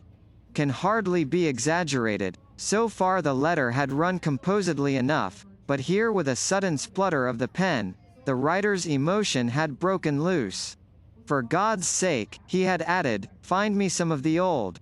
"This is a strange note," said Mr. Utterson, and then sharply, "how do you come to have it open?" The man at Ma's was main angry, sir, and he threw it back to me like so much dirt, returned Poole. This is unquestionably the doctor's hand, do you know? Resumed the lawyer. I thought it looked like it, said the servant rather sulkily, and then, with another voice, but what matters hand of right, he said. I've seen him. Seen him? Repeated Mr. Utterson. Well? That's it, said Poole. It was this way. I came suddenly into the theater from the garden. It seems he had slipped out to look for this drug or whatever it is. For the cabinet door was open, and there he was at the far end of the room digging among the crates. He looked up when I came in, gave a kind of cry, and whipped upstairs into the cabinet. It was but for 1 minute that I saw him, but the hair stood upon my head like quills. Sir, if that was my master, why had he a mask upon his face? If it was my master, why did he cry out like a rat, and run from me? I have served him long enough. And then, the man paused and passed his hand over his face. These are all very strange circumstances, said Mr. Utterson, but I think I begin to see daylight. Your master, Poole, is plainly seized with one of those maladies that both torture and deform the sufferer. Hence, for aught I know, the alteration of his voice. Hence the mask and his avoidance of his friends. Hence his eagerness to find this drug, by means of which the poor soul retains some hope of ultimate recovery. God grant that he be not deceived. There is my explanation. It is sad enough, Poole, aye, and appalling to consider, but it is plain and natural, hangs well together and delivers us from all exorbitant alarms. Sir, said the butler, turning to a sort of mottled pallor, that thing was not my master, and there's the truth. My master, here he looked round him and began to whisper, is a tall fine build of a man, and this was more of a dwarf. Utterson attempted to protest. Oh, sir, cried Poole, do you think I do not know my master after 20 years? Do you think I do not know where his head comes to in the cabinet door, where I saw him every morning of my life? No, sir, that thing in the mask was never Dr. Jekyll. God knows what it was, but it was never Dr. Jekyll, and it is the belief of my heart that there was murder done. Poole, replied the lawyer, if you say that, it will become my duty to make certain. Much as I desire to spare your master's feelings, much as I am puzzled by this note which seems to prove him to be still alive, I shall consider it my duty to break in that door. Ah, Mr. Utterson, that's talking, cried the butler. And now comes the second question, resumed Utterson. Who is going to do it? Why, you and me, sir, was the undaunted reply. That is very well said, returned the lawyer, and whatever comes of it, I shall make it my business to see you are no loser. There is an axe in the theater, continued Poole, and you might take the kitchen poker for yourself. The lawyer took that rude but weighty instrument into his hand, and balanced it. Do you know, Poole, he said, looking up, that you and I are about to place ourselves in a position of some peril? You may say so, sir, indeed, returned the butler. It is well, then, that we should be frank, said the other. We both think more than we have said, let us make a clean breast. This masked figure that you saw, did you recognize it? Well, sir, it went so quick, and the creature was so doubled up, that I could hardly swear to that, was the answer. But if you mean, was it Mr. Hyde? Why, yes, I think it was. You see, it was much of the same bigness, and it had the same quick light way with it, and then who else could have got in by the laboratory door? You have not forgot, sir, that at the time of the murder he had still the key with him? But that's not all. I don't know, Mr. Utterson, if ever you met this Mr. Hyde? Yes, said the lawyer, I once spoke with him. Then you must know as well as the rest of us that there was something queer about that gentleman. Something that gave a man a turn. I don't know rightly how to say it, sir, beyond this. That you felt it in your marrow kind of cold and thin. I own I felt something of what you describe, said Mr. Utterson. Quite so, sir, returned Poole. Well, when that masked thing like a monkey jumped from among the chemicals and whipped into the cabinet, it went down my spine like ice. Oh, I know it's not evidence, Mr. Utterson. I'm book-learned enough for that. But a man has his feelings, and I give you my Bible word it was Mr. Hyde. I, said the lawyer. My fears incline to the same point. Evil, I fear, founded, evil was sure to come, of that connection. Truly, I believe you. I believe poor Harry is killed. And I believe his murderer, for what purpose, God alone can tell, is still lurking in his victim's room. Well, let our name be Vengeance. Call Bradshaw. The footman came at the summons, very white and nervous. Pull yourself together, Bradshaw, said the lawyer. This suspense, I know, is telling upon all of you, but it is now our intention to make an end of it. Poole, here, and I are going to force our way into the cabinet. If all is well, my shoulders are broad enough to bear the blame. Meanwhile, lest anything should really be amiss, or any malefactor seek to escape by the back, you and the boy must go round the corner with a pair of good sticks, and take your post at the laboratory door. We give you 10 minutes to get to your stations. As Bradshaw left, the lawyer looked at his watch. And now, Poole, let us get to ours, he said, and taking the poker under his arm, he led the way into the yard. The scud had banked over the moon, and it was now quite dark. The wind, which only broke in puffs and drafts into that deep well of building, tossed the light of the candle to and fro about their steps, until they came into the shelter of the theatre, where they sat down silently to wait. London hummed solemnly all around, but nearer at hand, the stillness was only broken by the sound of a footfall moving to and fro along the cabinet floor. So it will walk all day, sir, whispered Poole. Aye, and the better part of the night. Only when a new sample comes from the chemist, there's a bit of a break. It's an ill conscience that's such an enemy to rest. Sir, there's blood foully shed in every step of it. But hark again, a little closer. Put your heart in your ears, Mr. Utterson, and tell me, is that the doctor's foot? The steps fell lightly and oddly, with a certain swing, for all they went so slowly. It was different indeed from the heavy creaking tread of Henry Jekyll. Utterson sighed. Is there never anything else? He asked. Poole nodded.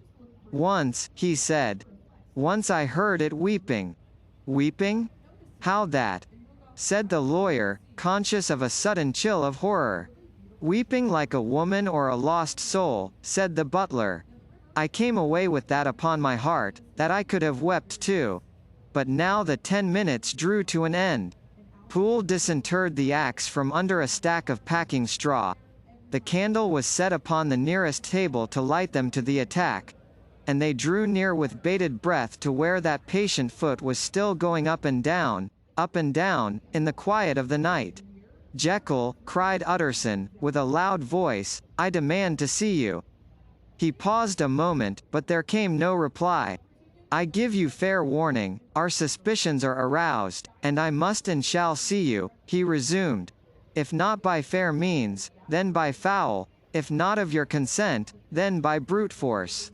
Utterson, said the voice, for God's sake, have mercy. That's not Jekyll's voice, it's Hyde's, cried Utterson. Down with the door, Poole. Poole swung the axe over his shoulder. The blow shook the building, and the red baize door leapt against the lock and hinges. A dismal screech, as of mere animal terror, rang from the cabinet. Up went the axe again, and again the panels crashed and the frame bonded. 4 times the blow fell, but the wood was tough and the fittings were of excellent workmanship, and it was not until the 5th, that the lock burst in sunder and the wreck of the door fell inwards on the carpet. The besiegers, appalled by their own riot and the stillness that had succeeded, stood back a little and peered in. There lay the cabinet before their eyes in the quiet lamplight, a good fire glowing and chattering on the hearth, the kettle singing its thin strain, a drawer or two open, papers neatly set forth on the business table, and nearer the fire, the things laid out for tea, the quietest room, you would have said, and, but for the glazed presses full of chemicals, the most commonplace that night in London. Right in the midst there lay the body of a man sorely contorted and still twitching. They drew near on tiptoe, turned it on its back and beheld the face of Edward Hyde. He was dressed in clothes far too large for him, clothes of the doctor's bigness.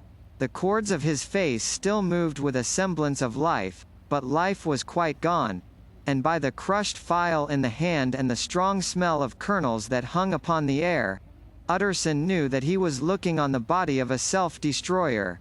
"We have come too late," he said sternly, "whether to save or punish. Hyde has gone to his account, and it only remains for us to find the body of your master." The far greater proportion of the building was occupied by the theatre, which filled almost the whole ground story and was lighted from above, and by the cabinet, which formed an upper story at one end and looked upon the court. A corridor joined the theatre to the door on the by-street, and with this, the cabinet communicated separately by a second flight of stairs. There were besides a few dark closets and a spacious cellar. All these they now thoroughly examined. Each closet needed but a glance, for all were empty and all, by the dust that fell from their doors, had stood long unopened. The cellar, indeed, was filled with crazy lumber, mostly dating from the times of the surgeon who was Jekyll's predecessor, but even as they opened the door, they were advertised of the uselessness of further search, by the fall of a perfect mat of cobweb which had for years sealed up the entrance. Nowhere was there any trace of Henry Jekyll, dead or alive. Poole stamped on the flags of the corridor. "He must be buried here," he said, hearkening to the sound. "Or he may have fled," said Utterson, and he turned to examine the door in the by-street. It was locked, and lying near by on the flags, they found the key, already stained with rust. "This does not look like use," observed the lawyer. "Use," echoed Poole. "Do you not see, sir, it is broken? Much as if a man had stamped on it." "Aye," continued Utterson, "and the fractures, too, are rusty." The two men looked at each other with a scare. "This is beyond me, Poole," said the lawyer. "Let us go back to the cabinet." They mounted the stair in silence, and still with an occasional awestruck glance at the dead body, proceeded more thoroughly to examine the contents of the cabinet. At one table, there were traces of chemical work, various measured heaps of some white salt being laid on glass saucers, as though for an experiment in which the unhappy man had been prevented. "That is the same drug that I was always bringing him," said Poole, and even as he spoke, the kettle with a startling noise boiled over. This brought them to the fireside, where the easy chair was drawn cosily up, and the tea things stood ready to the sitter's elbow, the very sugar in the cup. There were several books on a shelf. One lay beside the tea things open, and Utterson was amazed to find it a copy of a pious work, for which Jekyll had several times expressed a great esteem, annotated, in his own hand, with startling blasphemies. Next, in the course of their review of the chamber, the searchers came to the cheval glass, into whose depths they looked with an involuntary horror. But it was so turned as to show them nothing but the rosy glow playing on the roof, the fire sparkling in 100 repetitions along the glazed front of the presses, and their own pale and fearful countenances stooping to look in. "This glass have seen some strange things, sir," whispered Poole. "And surely none stranger than itself," echoed the lawyer in the same tones. "For what did Jekyll—" He caught himself up at the word with a start, and then conquering the weakness. "What could Jekyll want with it?" he said. "You may say that," said Poole. Next they turned to the business table.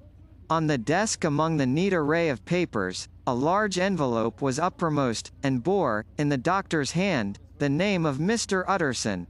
The lawyer unsealed it, and several enclosures fell to the floor.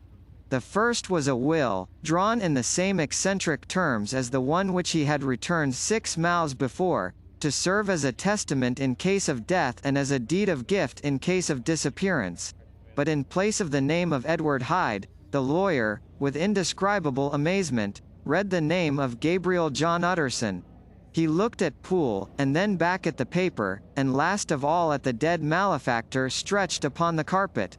"My head goes round," he said. "He has been all these days in possession. He had no cause to like me. He must have raged to see himself displaced, and he has not destroyed this document." He caught up the next paper. It was a brief note in the doctor's hand and dated at the top. "Oh, Poole," the lawyer cried, "he was alive and here this day. He cannot have been disposed of in so short a space, he must be still alive, he must have fled. And then, why fled? And how? And in that case, can we venture to declare this suicide? Oh, we must be careful. I foresee that we may yet involve your master in some dire catastrophe. Why don't you read it, sir?" asked Poole. "Because I fear," replied the lawyer solemnly. "God grant I have no cause for it." And with that he brought the paper to his eyes and read as follows. "My dear Utterson, when this shall fall into your hands, I shall have disappeared. Under what circumstances I have not the penetration to foresee, but my instinct and all the circumstances of my nameless situation tell me that the end is sure and must be early. Go then, and first read the narrative which Lanyon warned me he was to place in your hands, and if you care to hear more, turn to the confession of your unworthy and unhappy friend, Henry Jekyll." "There was a third enclosure?" asked Utterson. "Here, sir," said Poole, and gave into his hands a considerable packet sealed in several places. The lawyer put it in his pocket. "I would say nothing of this paper. If your master has fled or is dead, we may at least save his credit. It is now 10. I must go home and read these documents in quiet, but I shall be back before midnight, when we shall send for the police." They went out, locking the door of the theatre behind them, and Utterson, once more leaving the servants gathered about the fire in the hall, trudged back to his office to read the two narratives in which this mystery was now to be explained. Dr. Lanyon's narrative. "On the 9th of January, now 4 days ago, I received by the evening delivery a registered envelope, addressed in the hand of my colleague and old school companion, Henry Jekyll. I was a good deal surprised by this, for we were by no means in the habit of correspondence. I had seen the man, dined with him, indeed, the night before, and I could imagine nothing in our intercourse that should justify the formality of registration. The contents increased my wonder, for this is how the letter ran. The 10th of December 18. Dear Lanyon, you are one of my oldest friends, and although we may have differed at times on scientific questions, I cannot remember, at least on my side, any break in our affection. There was never a day when, if you had said to me, Jekyll, my life, my honor, my reason, depend upon you, I would not have sacrificed my fortune or my left hand to help you. Lanyon, my life, my honor, my reason, are all at your mercy. If you fail me tonight, I am lost. You might suppose, after this preface, that I am going to ask you for something dishonorable to grant. Judge for yourself. I want you to postpone all other engagements for tonight. Even if you were summoned to the bedside of an emperor, to take a cab, unless your carriage should be actually at the door, and with this letter in your hand for consultation, to drive straight to my house. Poole, my butler, has his orders. You will find him waiting your arrival with a locksmith. The door of my cabinet is then to be forced, and you are to go in alone, to open the glazed press, letter E, on the left hand, breaking the lock if it be shut, and to draw out, with all its contents as they stand, the fourth drawer from the top or, which is the same thing, the third from the bottom. In my extreme distress of mind, I have a morbid fear of misdirecting you, but even if I am in error, you may know the right drawer by its contents. Some powders, a file and a paper book. This drawer I beg of you to carry back with you to Cavendish Square exactly as it stands. That is the first part of the service. Now for the second. You should be back, if you set out at once on the receipt of this, long before midnight, but I will leave you that amount of margin, not only in the fear of one of those obstacles that can neither be prevented nor foreseen, but because an hour when your servants are in bed is to be preferred for what will then remain to do. At midnight, then, I have to ask you to be alone in your consulting room, to admit with your own hand into the house a man who will present himself in my name, and to place in his hands the drawer that you will have brought with you from my cabinet. Then you will have played your part and earned my gratitude completely. 5 minutes afterwards, if you insist upon an explanation, you will have understood that these arrangements are of capital importance, and that by the neglect of one of them, fantastic as they must appear, you might have charged your conscience with my death or the shipwreck of my reason. Confident as I am that you will not trifle with this appeal, my heart sinks and my hand trembles at the bare thought of such a possibility. Think of me at this hour, in a strange place, laboring under a blackness of distress that no fancy can exaggerate, and yet well aware that, if you will but punctually serve me, my troubles will roll away like a story that is told. Serve me, my dear Lanyon, and save. Your friend. H. J. P.S. I had already sealed this up when a fresh terror struck upon my soul. It is possible that the post office may fail me, and this letter not come into your hands until tomorrow morning. In that case, dear Lanyon, do my errand when it shall be most convenient for you in the course of the day, and once more expect my messenger at midnight. It may then already be too late, and if that night passes without event, you will know that you have seen the last of Henry Jekyll. Upon the reading of this letter, I made sure my colleague was insane, but till that was proved beyond the possibility of doubt, I felt bound to do as he requested.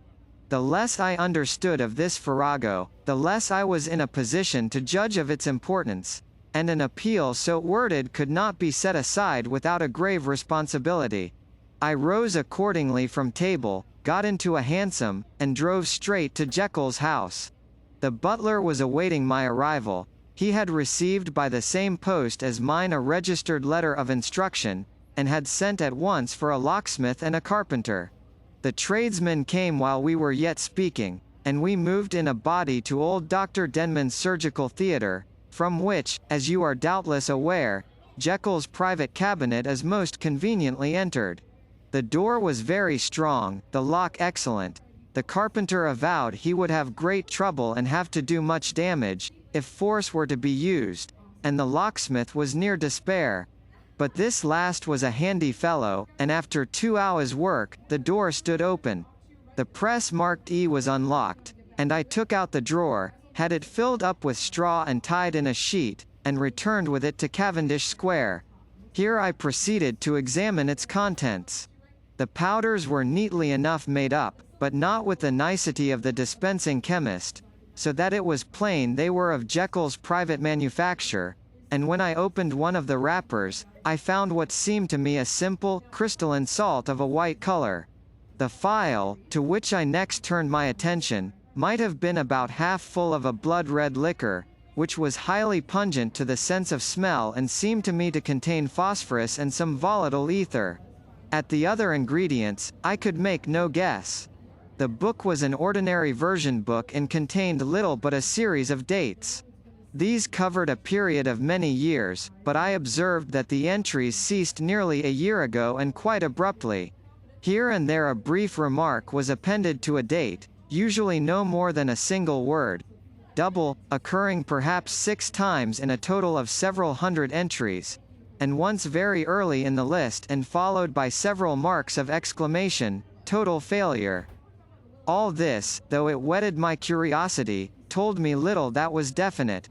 Here were a phial of some tincture, a paper of some salt, and the record of a series of experiments that had led, like too many of Jekyll's investigations, to no end of practical usefulness.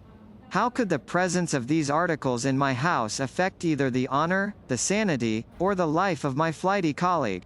If his messenger could go to one place, why could he not go to another?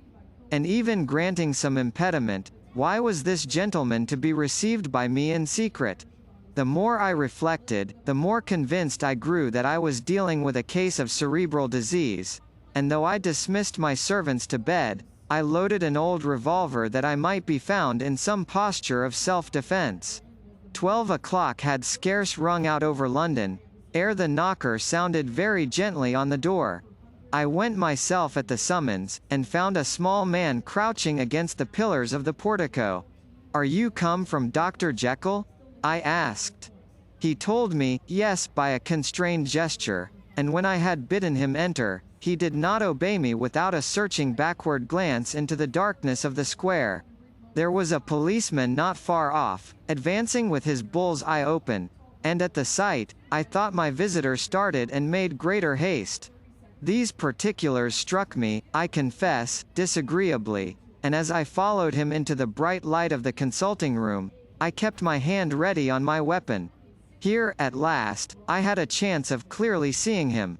I had never set eyes on him before, so much was certain. He was small, as I have said. I was struck besides with the shocking expression of his face, with his remarkable combination of great muscular activity and great apparent ability of constitution, and, last but not least, with the odd, subjective disturbance caused by his neighborhood.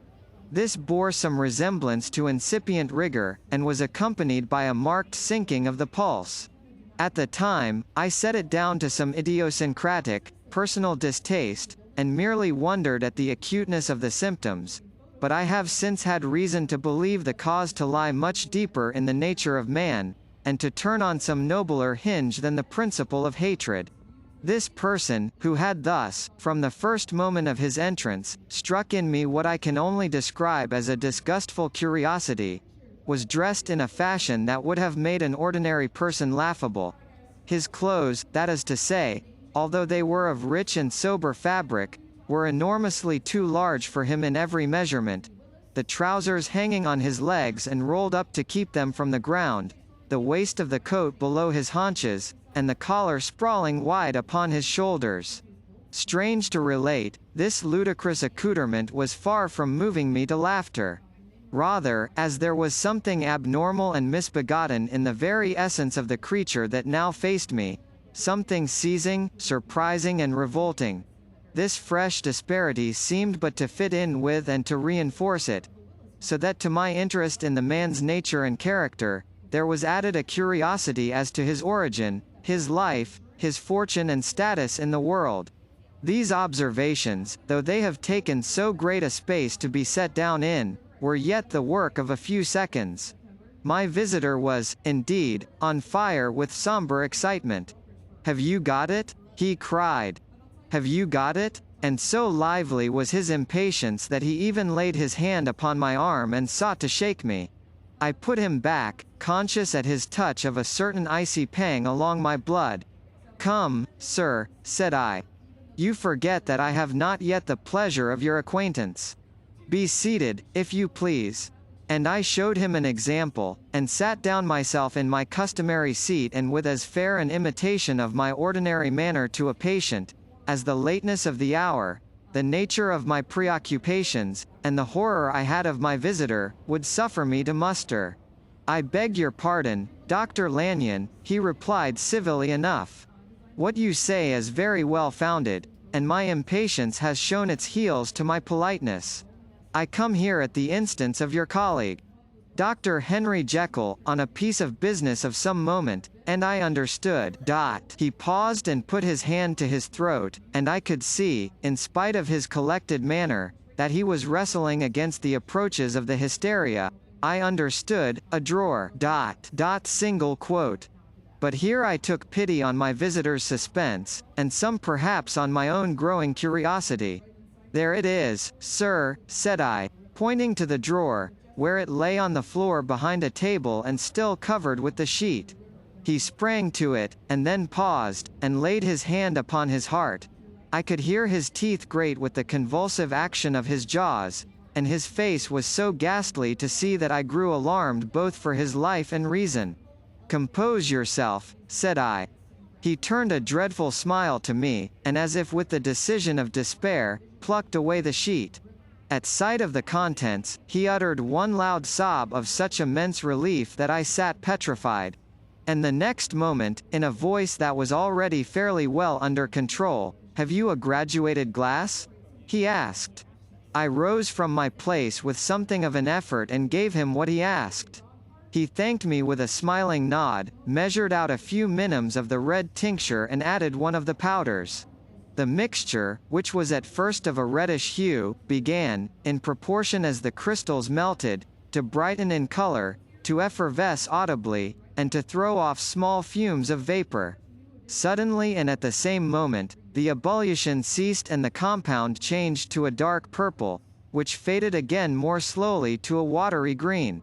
My visitor, who had watched these metamorphoses with a keen eye, smiled, set down the glass upon the table, and then turned and looked upon me with an air of scrutiny.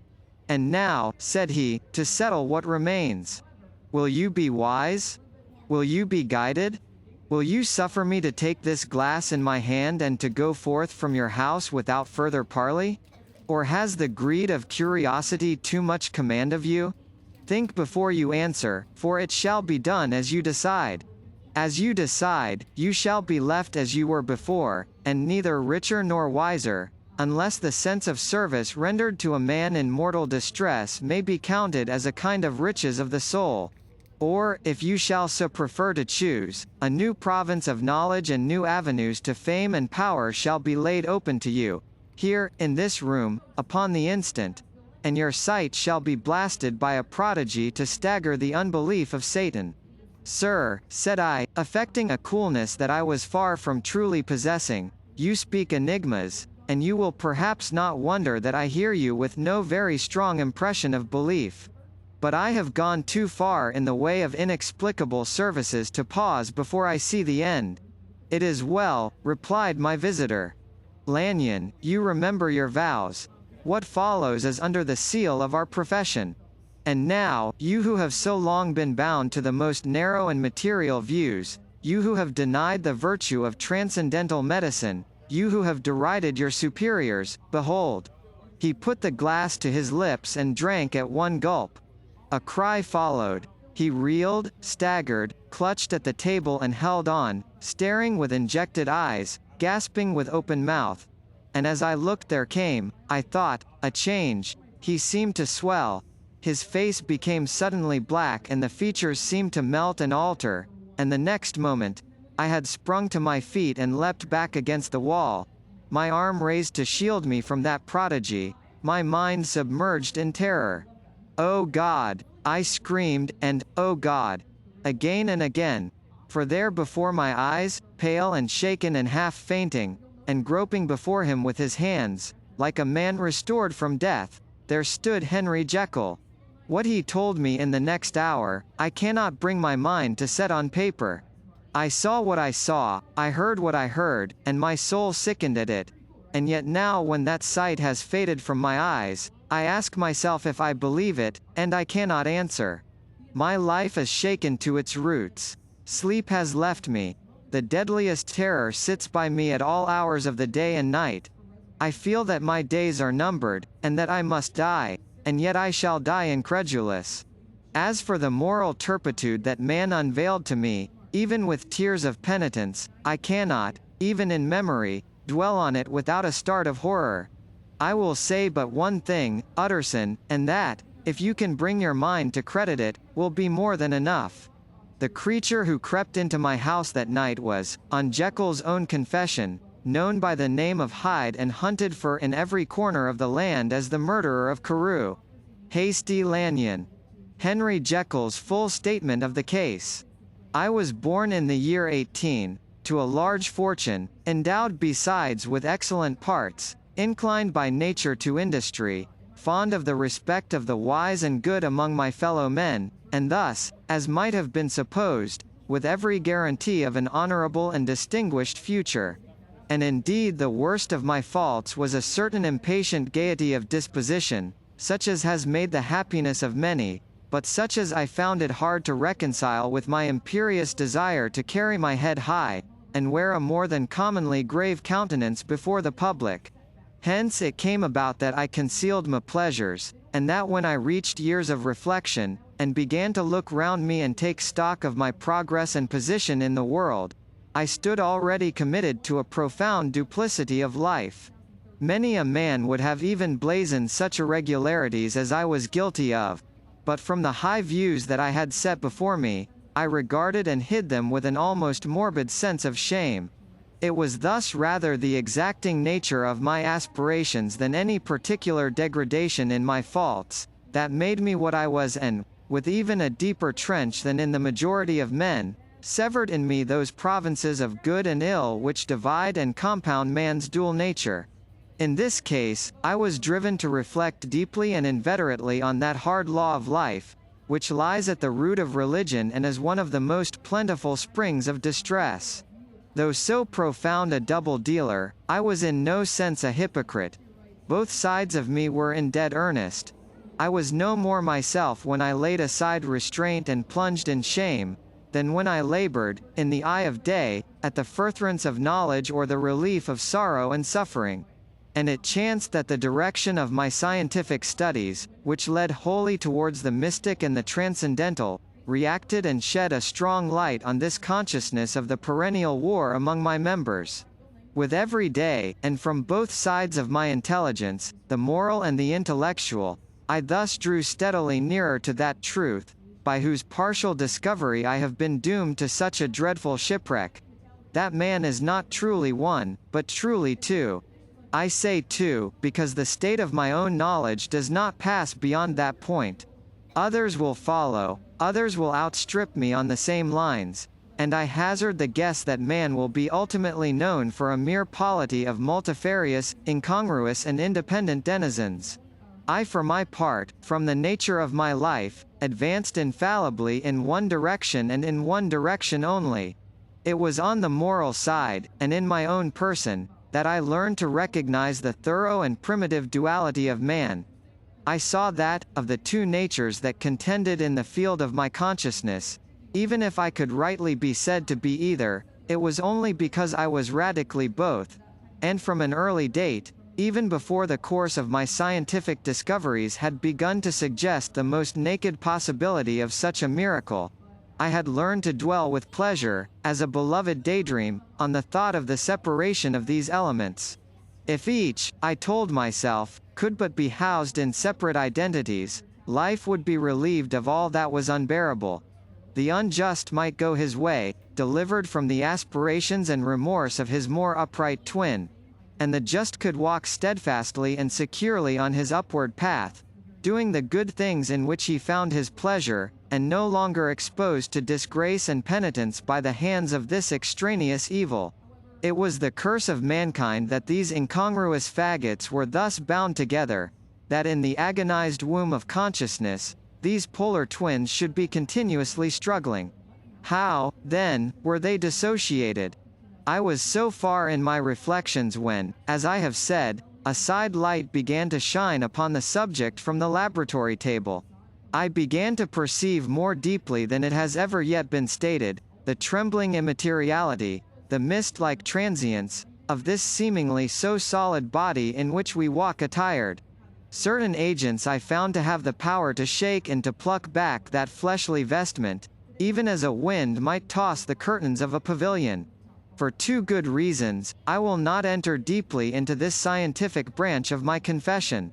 First, because I have been made to learn that the doom and burthen of our life is bound forever on man's shoulders, and when the attempt is made to cast it off, it but returns upon us with more unfamiliar and more awful pressure. Second, because as my narrative will make alas, too evident, my discoveries were incomplete. Enough, then, that I not only recognized my natural body for the mere aura and effulgence of certain of the powers that made up my spirit, but managed to compound a drug by which these powers should be dethroned from their supremacy, and a second form, and countenance substituted, none the less natural to me because they were the expression, and bore the stamp, of lower elements in my soul. I hesitated long before I put this theory to the test of practice. I knew well that I risked death, for any drug that so potently controlled and shook the very fortress of identity, might by the least scruple of an overdose or at the least inopportunity in the moment of exhibition, utterly blot out that immaterial tabernacle which I looked to it to change. but the temptation of a discovery so singular and profound, at last overcame the suggestions of alarm. I had long since prepared my tincture. I purchased at once, from a firm of wholesale chemists, a large quantity of a particular salt which I knew, from my experiments, to be the last ingredient required, and late one accursed night, I compounded the elements, watched them boil and smoke together in the glass, and when the ebullition had subsided, with a strong glow of courage, drank off the potion. The most racking pangs succeeded. A grinding in the bones, deadly nausea, and a horror of the spirit that cannot be exceeded at the hour of birth or death. Then these agonies began swiftly to subside, and I came to myself as if out of a great sickness. There was something strange in my sensations, something indescribably new and, from its very novelty, incredibly sweet. I felt younger, lighter, happier in body. Within I was conscious of a heady recklessness, a current of disordered sensual images running like a mill race in my fancy, a solution of the bonds of obligation, an unknown but not an innocent freedom of the soul. I knew myself, at the first breath of this new life, to be more wicked, tenfold more wicked, sold a slave to my original evil. And the thought, in that moment, braced and delighted me like wine. I stretched out my hands, exulting in the freshness of these sensations, and in the act, I was suddenly aware that I had lost in stature. There was no mirror, at that date, in my room. That which stands beside me as I write, was brought there later on and for the very purpose of these transformations. The night, however, was far gone into the morning. The morning, black as it was nearly ripe for the conception of the day. The inmates of my house were locked in the most rigorous hours of slumber, and I determined, flushed as I was with hope and triumph, to venture in my new shape as far as to my bedroom. I crossed the yard, wherein the constellations looked down upon me. I could have thought, with wonder, the first creature of that sort that their unsleeping vigilance had yet disclosed to them. I stole through the corridors, a stranger in my own house, and coming to my room, I saw for the first time the appearance of Edward Hyde. I must here speak by theory alone, saying not that which I know, but that which I suppose to be most probable. The evil side of my nature, to which I had now transferred the stamping efficacy, was less robust and less developed than the good which I had just opposed. Again, in the course of my life, which had been, after all, 9/10 a life of effort, virtue and control, it had been much less exercised and much less exhausted. And hence, as I think, it came about that Edward Hyde was so much smaller, slighter and younger than Henry Jekyll. Even as good shone upon the countenance of the one, evil was written broadly and plainly on the face of the other. Evil besides, which I must still believe to be the lethal side of man, had left on that body an imprint of deformity and decay. And yet when I looked upon that ugly idol in the glass, I was conscious of no repugnance, rather of a leap of welcome. This, too, was myself. It seemed natural and human. In my eyes it bore a livelier image of the spirit, it seemed more express and single, than the imperfect and divided countenance I had been hitherto accustomed to call mine. And in so far I was doubtless right. I have observed that when I wore the semblance of Edward Hyde, none could come near to me at first without a visible misgiving of the flesh. This, as I take it, was because all human beings, as we meet them, are commingled out of good and evil, and Edward Hyde, alone in the ranks of mankind, was pure evil. I lingered but a moment at the mirror. The second and conclusive experiment had yet to be attempted. It yet remained to be seen if I had lost my identity beyond redemption and must flee before daylight from a house that was no longer mine. And hurrying back to my cabinet, I once more prepared and drank the cup, once more suffered the pangs of dissolution, and came to myself once more with the character, the stature and the face of Henry Jekyll. That night I had come to the fatal cross-roads. Had I approached my discovery in a more noble spirit, had I risked the experiment while under the empire of generous or pious aspirations, all must have been otherwise, and from these agonies of death and birth, I had come forth an angel instead of a fiend. The drug had no discriminating action, it was neither diabolical nor divine, it but shook the doors of the prison house of my disposition, and like the captives of Philippi, that which stood within ran forth. At that time my virtue slumbered, my evil, kept awake by ambition, was alert and swift to seize the occasion, and the thing that was projected was Edward Hyde. Hence, although I had now two characters as well as two appearances, one was wholly evil, and the other was still the old Henry Jekyll, that incongruous compound of whose reformation and improvement I had already learned to despair. The movement was thus wholly toward the worse. Even at that time, I had not yet conquered my aversion to the dryness of a life of study. I would still be merrily disposed at times, and as my pleasures were, to say the least, undignified, and I was not only well known and highly considered, but growing towards the elderly man, this incoherency of my life was daily growing more unwelcome. It was on this side that my new power tempted me until I fell in slavery. I had but to drink the cup, to doff at once the body of the noted professor, and to assume, like a thick cloak, that of Edward Hyde. I smiled at the notion, it seemed to me at the time to be humorous, and I made my preparations with the most studious care. I took and furnished that house in Soho, to which Hyde was tracked by the police, and engaged as housekeeper a creature whom I well knew to be silent and unscrupulous. On the other side, I announced to my servants that a Mr. Hyde, whom I described, was to have full liberty and power about my house in the square, and to parry mishaps, I even called and made myself a familiar object, in my second character. I next drew up that will to which you so much objected, so that if anything befell me in the person of Dr. Jekyll, I could enter on that of Edward Hyde without pecuniary loss. And thus fortified, as I supposed, on every side, I began to profit by the strange immunities of my position. Men have before hired bravos to transact their crimes, while their own person and reputation sat under shelter. I was the first that ever did so for his pleasures. I was the first that could thus plod in the public eye with a load of genial respectability, and in a moment, like a schoolboy, strip off these lendings and spring headlong into the sea of liberty. But for me, in my impenetrable mantle, the safety was complete. Think of it, I did not even exist.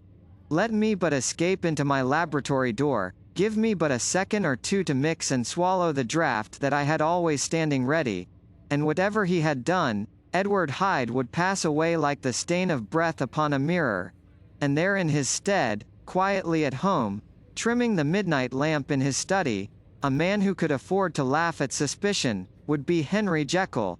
The pleasures which I made haste to seek in my disguise were, as I have said, undignified. I would scarce use a harder term. But in the hands of Edward Hyde, they soon began to turn towards the monstrous. When I would come back from these excursions, I was often plunged into a kind of wonder at my vicarious depravity. This familiar that I called out of my own soul, and sent forth alone to do his good pleasure, was a being inherently malign and villainous, his every act and thought centered on self, drinking pleasure with bestial avidity from any degree of torture to another. Relentless like a man of stone, Henry Jekyll stood at times aghast before the acts of Edward Hyde. But the situation was apart from ordinary laws, and insidiously relaxed the grasp of conscience. It was Hyde, after all, and Hyde alone, that was guilty. Jekyll was no worse. He woke again to his good qualities seemingly unimpaired. He would even make haste, where it was possible, to undo the evil done by Hyde. And thus his conscience slumbered. Into the details of the infamy at which I thus connived, for even now I can scarce grant that I committed it, I have no design of entering, I mean but to point out the warnings and the successive steps with which my chastisement approached. I met with one accident which, as it brought on no consequence, I shall no more than mention. An act of cruelty to a child aroused against me the anger of a passer-by, whom I recognized the other day in the person of your kinsman. The doctor and the child's family joined him. There were moments when I feared for my life, And at last, in order to pacify their too just resentment, Edward Hyde had to bring them to the door, and pay them in a check drawn in the name of Henry Jekyll. But this danger was easily eliminated from the future, by opening an account at another bank in the name of Edward Hyde himself. And when, by sloping my own hand backward, I had supplied my double with a signature, I thought I sat beyond the reach of fate. Some 2 months before the murder of Sir Danvers, I had been out for one of my adventures, had returned at a late hour, and woke the next day in bed with somewhat odd sensations. It was in vain I looked about me. In vain I saw the decent furniture and tall proportions of my room in the square. In vain that I recognized the pattern of the bed curtains and the design of the mahogany frame. Something still kept insisting that I was not where I was, that I had not wakened where I seemed to be, but in the little room in Soho where I was accustomed to sleep in the body of Edward Hyde. I smiled to myself, and, in my psychological way, began lazily to inquire into the elements of this illusion, occasionally, even as I did so, dropping back into a comfortable morning doze. I was still so engaged when, in one of my more wakeful moments, my eye fell upon my hand. Now the hand of Henry Jekyll, as you have often remarked, was professional in shape and size. It was large, firm, white and comely. But the hand which I now saw, clearly enough, in the yellow light of a mid-London morning, lying half shut on the bedclothes, was lean, corded, knuckly, of a dusky pallor and thickly shaded with a swart growth of hair. It was the hand of Edward Hyde.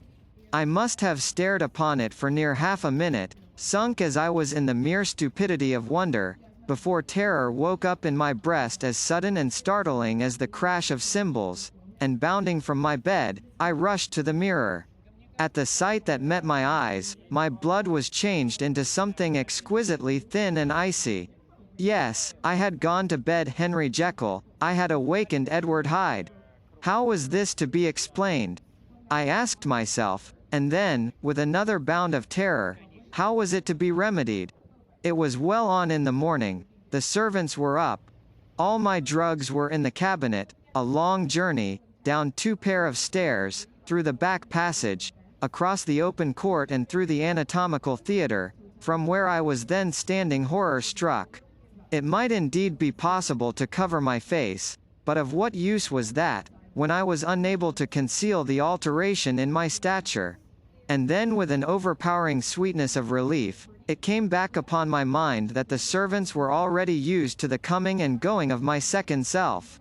I had soon dressed, as well as I was able, in clothes of my own size, had soon passed through the house, where Bradshaw stared and drew back at seeing Mr. Hyde at such an hour and in such a strange array, and 10 minutes later, Dr. Jekyll had returned to his own shape and was sitting down, with a darkened brow, to make a feint of breakfasting. Small indeed was my appetite. This inexplicable incident, this reversal of my previous experience, seemed, like the Babylonian finger on the wall, to be spelling out the letters of my judgment, and I began to reflect more seriously than ever before on the issues and possibilities of my double existence. That part of me which I had the power of projecting, had lately been much exercised and nourished. It had seemed to me of late as though the body of Edward Hyde had grown in stature, as though, when I wore that form, I were conscious of a more generous tide of blood, and I began to spy a danger that, if this were much prolonged, the balance of my nature might be permanently overthrown, the power of voluntary change be forfeited, and the character of Edward Hyde become irrevocably mine. The power of the drug had not been always equally displayed. Once, very early in my career, it had totally failed me. Since then I had been obliged on more than one occasion to double, and once, with infinite risk of death, to treble the amount, and these rare uncertainties had cast hitherto the sole shadow on my contentment. Now, however, and in the light of that morning's accident, I was led to remark that whereas, in the beginning, the difficulty had been to throw off the body of Jekyll, it had of late, gradually but decidedly transferred itself to the other side. All things therefore seem to point to this, that I was slowly losing hold of my original and better self, and becoming slowly incorporated with my second and worse. Between these two, I now felt I had to choose. My two natures had memory in common, but all other faculties were most unequally shared between them. Jekyll, who was composite, now with the most sensitive apprehensions, now with a greedy gusto, projected and shared in the pleasures and adventures of Hyde. But Hyde was indifferent to Jekyll, or but remembered him as the mountain bandit remembers the cavern in which he conceals himself from pursuit. Jekyll had more than a father's interest. Hyde had more than a son's indifference. To cast in my lot with Jekyll, was to die to those appetites which I had long secretly indulged and had of late begun to pamper. To cast it in with Hyde, was to die to 1,000 interests and aspirations, and to become, at a blow and forever, despised and friendless. The bargain might appear unequal, but there was still another consideration in the scales, for while Jekyll would suffer smartingly in the fires of abstinence, Hyde would be not even conscious of all that he had lost. Strange as my circumstances were, the terms of this debate are as old and commonplace as man. Much the same inducements and alarms cast the die for any tempted and trembling sinner, and it fell out with me, as it falls with so vast a majority of my fellows, that I chose the better part and was found wanting in the strength to keep to it. Yes, I preferred the elderly and discontented doctor, surrounded by friends and cherishing honest hopes, and bade a resolute farewell to the liberty, the comparative youth, the light step, leaping pulses and secret pleasures, that I had enjoyed in the disguise of Hyde. I made this choice perhaps with some unconscious reservation, for I neither gave up the house in Soho, nor destroyed the clothes of Edward Hyde, which still lay ready in my cabinet. For 2 months, however, I was true to my determination. For 2 months, I led a life of such severity as I had never before attained to, and enjoyed the compensations of an approving conscience. But time began at last to obliterate the freshness of my alarm. The praises of conscience began to grow into a thing of course. I began to be tortured with throes and longings, as of Hyde struggling after freedom. And at last, in an hour of moral weakness, I once again compounded and swallowed the transforming draught. I do not suppose that, when a drunkard reasons with himself upon his vice, he is once out of 500 times affected by the dangers that he runs through his brutish, physical insensibility. Neither had I, long as I had considered my position, made enough allowance for the complete moral insensibility and insensate readiness to evil, which were the leading characters of Edward Hyde. Yet it was by these that I was punished. My devil had been long caged, he came out roaring. I was conscious, even when I took the draught, of a more unbridled, a more furious propensity to ill. It must have been this, I suppose, that stirred in my soul that tempest of impatience with which I listened to the civilities of my unhappy victim. I declare at least, before God, no man morally sane could have been guilty of that crime upon so pitiful a provocation, and that I struck in no more reasonable spirit than that in which a sick child may break a plaything. But I had voluntarily stripped myself of all those balancing instincts, by which even the worst of us continues to walk with some degree of steadiness among temptations, and in my case, to be tempted, however slightly, was to fall. Instantly the spirit of hell awoke in me and raged. With a transport of glee, I mauled the unresisting body, tasting delight from every blow, and it was not till weariness had begun to succeed, that I was suddenly, in the top fit of my delirium, struck through the heart by a cold thrill of terror. A mist dispersed, I saw my life to be forfeit, and fled from the scene of these excesses, at once glorying and trembling, my lust of evil gratified and stimulated, my love of life screwed to the topmost peg. I ran to the house in Soho, and, to make assurance doubly sure, destroyed my papers. Thence I set out through the lamplit streets, in the same divided ecstasy of mind, gloating on my crime, light-headedly devising others in the future, and yet still hastening and still hearkening in my wake for the steps of the avenger. Hyde had a song upon his lips as he compounded the draught, and as he drank it, pledged the dead man. The pangs of transformation had not done tearing him, before Henry Jekyll, with streaming tears of gratitude and remorse, had fallen upon his knees and lifted his clasped hands to God. The veil of self-indulgence was rent from head to foot. I saw my life as a whole. I followed it up from the days of childhood, when I had walked with my father's hand, and through the self-denying toils of my professional life, to arrive again and again, with the same sense of unreality, at the damned horrors of the evening. I could have screamed aloud. I sought with tears and prayers to smother down the crowd of hideous images and sounds with which my memory swarmed against me. And still, between the petitions, the ugly face of my iniquity stared into my soul. As the acuteness of this remorse began to die away, it was succeeded by a sense of joy. The problem of my conduct was solved. Hyde was thenceforth impossible. Whether I would or not, I was now confined to the better part of my existence, and oh, how I rejoiced to think it! With what willing humility, I embraced anew the restrictions of natural life. With what sincere renunciation, I locked the door by which I had so often gone, and come, and ground the key under my heel.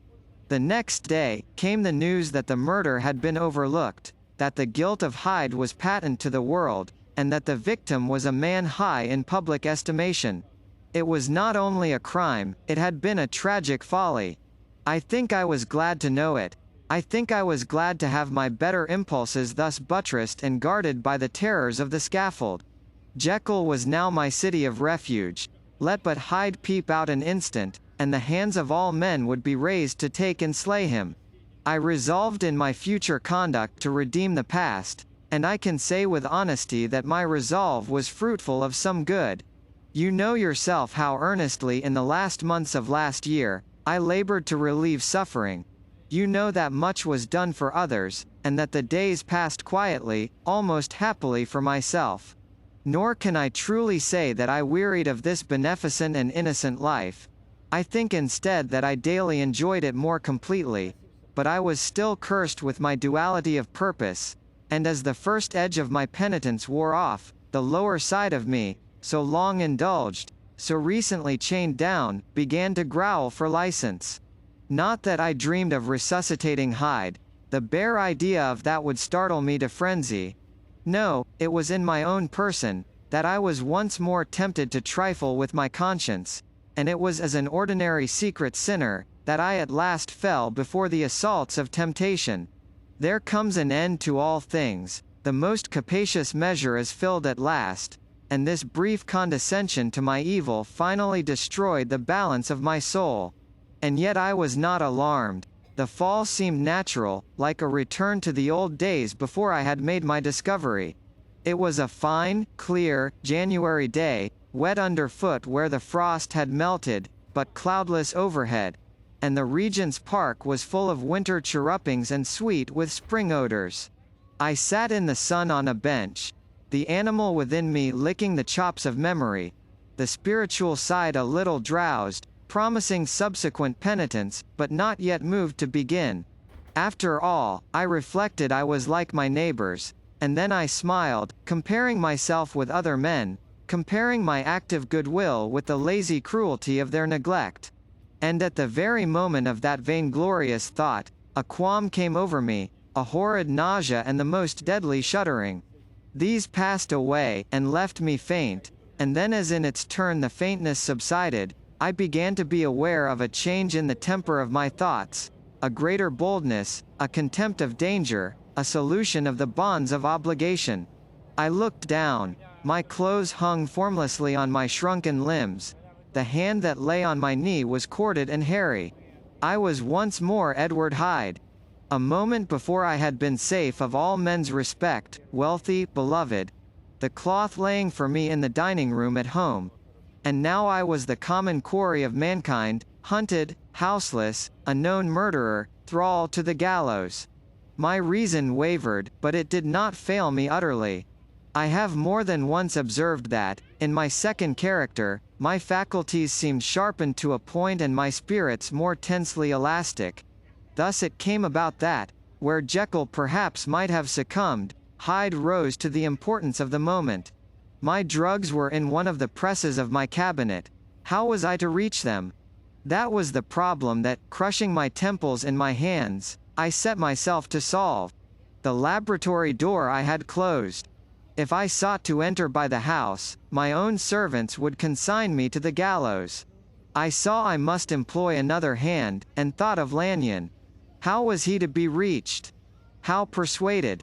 Supposing that I escaped capture in the streets, how was I to make my way into his presence? And how should I, an unknown and displeasing visitor, prevail on the famous physician to rifle the study of his colleague, Dr. Jekyll? Then I remembered that of my original character, one part remained to me.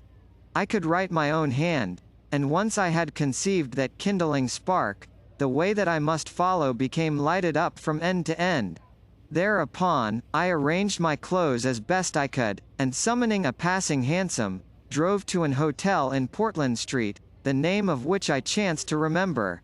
At my appearance, which was indeed comical enough, however tragic a fate these garments covered, the driver could not conceal his mirth. I gnashed my teeth upon him with a gust of devilish fury, and the smile withered from his face, happily for him, yet more happily for myself, for in another instant I had certainly dragged him from his perch. At the inn, as I entered, I looked about me with so black a countenance as made the attendants tremble. Not a look did they exchange in my presence, but obsequiously took my orders, led me to a private room, and brought me wherewithal to write. Hyde in danger of his life was a creature new to me, shaken with inordinate anger, strung to the pitch of murder, lusting to inflict pain. Yet the creature was astute, mastered his fury with a great effort of the will, composed his two important letters, one to Lanyon and one to Poole, and that he might receive actual evidence of their being posted, sent them out with directions that they should be registered. Thenceforward, he sat all day over the fire in the private room, gnawing his nails. There he dined, sitting alone with his fears, the waiter visibly quailing before his eye. And thence, when the night was fully come, he set forth in the corner of a closed cab, and was driven to and fro about the streets of the city. He, I say, I cannot say, that child of hell had nothing human, nothing lived in him but fear and hatred. And when at last, thinking the driver had begun to grow suspicious, he discharged the cab and ventured on foot, attired in his misfitting clothes, an object marked out for observation, into the midst of the nocturnal passengers, these two base passions raged within him like a tempest. He walked fast, hunted by his fears, chattering to himself, skulking through the less frequented thoroughfares, counting the minutes that still divided him from midnight. Once a woman spoke to him, offering, I think, a box of lights. He smote her in the face, and she fled. When I came to myself at Lanyon's, the horror of my old friend perhaps affected me somewhat. I do not know. It was at least but a drop in the sea to the abhorrence with which I looked back upon these hours. A change had come over me. It was no longer the fear of the gallows, it was the horror of being Hyde that racked me. I received Lanyon's condemnation partly in a dream. It was partly in a dream that I came home to my own house and got into bed. I slept after the prostration of the day, with a stringent and profound slumber which not even the nightmares that wrung me could avail to break. I awoke in the morning shaken, weakened, but refreshed. I still hated and feared the thought of the brute that slept within me, and I had not of course forgotten the appalling dangers of the day before, but I was once more at home, in my own house and close to my drugs, and gratitude for my escape shone so strong in my soul that it almost rivaled the brightness of hope. I was stepping leisurely across the court after breakfast, drinking the chill of the air with pleasure, when I was seized again with those indescribable sensations that heralded the change, and I had but the time to gain the shelter of my cabinet, before I was once again raging and freezing with the passions of Hyde. It took on this occasion a double dose to recall me to myself, and alas, 6 hours after, as I sat looking sadly in the fire, the the pangs returned, and the drug had to be re-administered. In short, from that day forth it seemed only by a great effort as of gymnastics, and only under the immediate stimulation of the drug, that I was able to wear the countenance of Jekyll. At all hours of the day and night, I would be taken with the premonitory shudder. Above all, if I slept, or even dozed for a moment in my chair, it was always as Hyde that I awakened. Under the strain of this continually impending doom and by the sleeplessness to which I now condemned myself, even beyond what I had thought possible to man, I became, in my own person, a creature eaten up and emptied by fever, languidly weak both in body and mind, and solely occupied by one thought, the horror of my other self. But when I slept, or when the virtue of the medicine wore off, I would leap almost without transition, for the pangs of transformation grew daily less marked, into the possession of a fancy brimming with images of terror, a soul boiling with causeless hatreds, and a body that seemed not strong enough to contain the raging energies of life. The powers of Hyde seemed to have grown with the sickliness of Jekyll, and certainly the hate that now divided them was equal on each side. With Jekyll, it was a thing of vital instinct. He had now seen the full deformity of that creature that shared with him some of the phenomena of consciousness, and was co-heir with him to death. And beyond these links of community, which in themselves made the most poignant part of his distress, he thought of Hyde, for all his energy of life, as of something not only hellish but inorganic. This was the shocking thing, that the slime of the pit seemed to utter cries and voices, that the amorphous dust gesticulated and sinned, that what was dead, and had no shape, should usurp the offices of life. And this again, that insurgent horror was knit to him closer than a wife, closer than an eye, lay caged in his flesh, where he heard it mutter and felt it struggle to be born, and at every hour of weakness, and in the confidence of slumber, prevailed against him, and deposed him out of life. The hatred of Hyde for Jekyll was of a different order.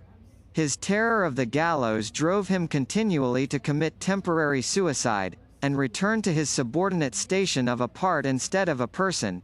But he loathed the necessity, he loathed the despondency into which Jekyll was now fallen, and he resented the dislike with which he was himself regarded.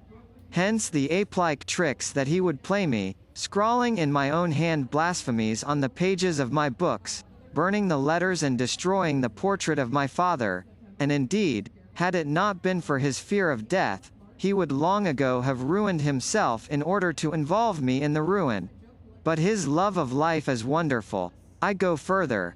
I, who sicken and freeze at the mere thought of him, when I recall the abjection and passion of this attachment, and when I know how he fears my power to cut him off by suicide, I find it in my heart to pity him.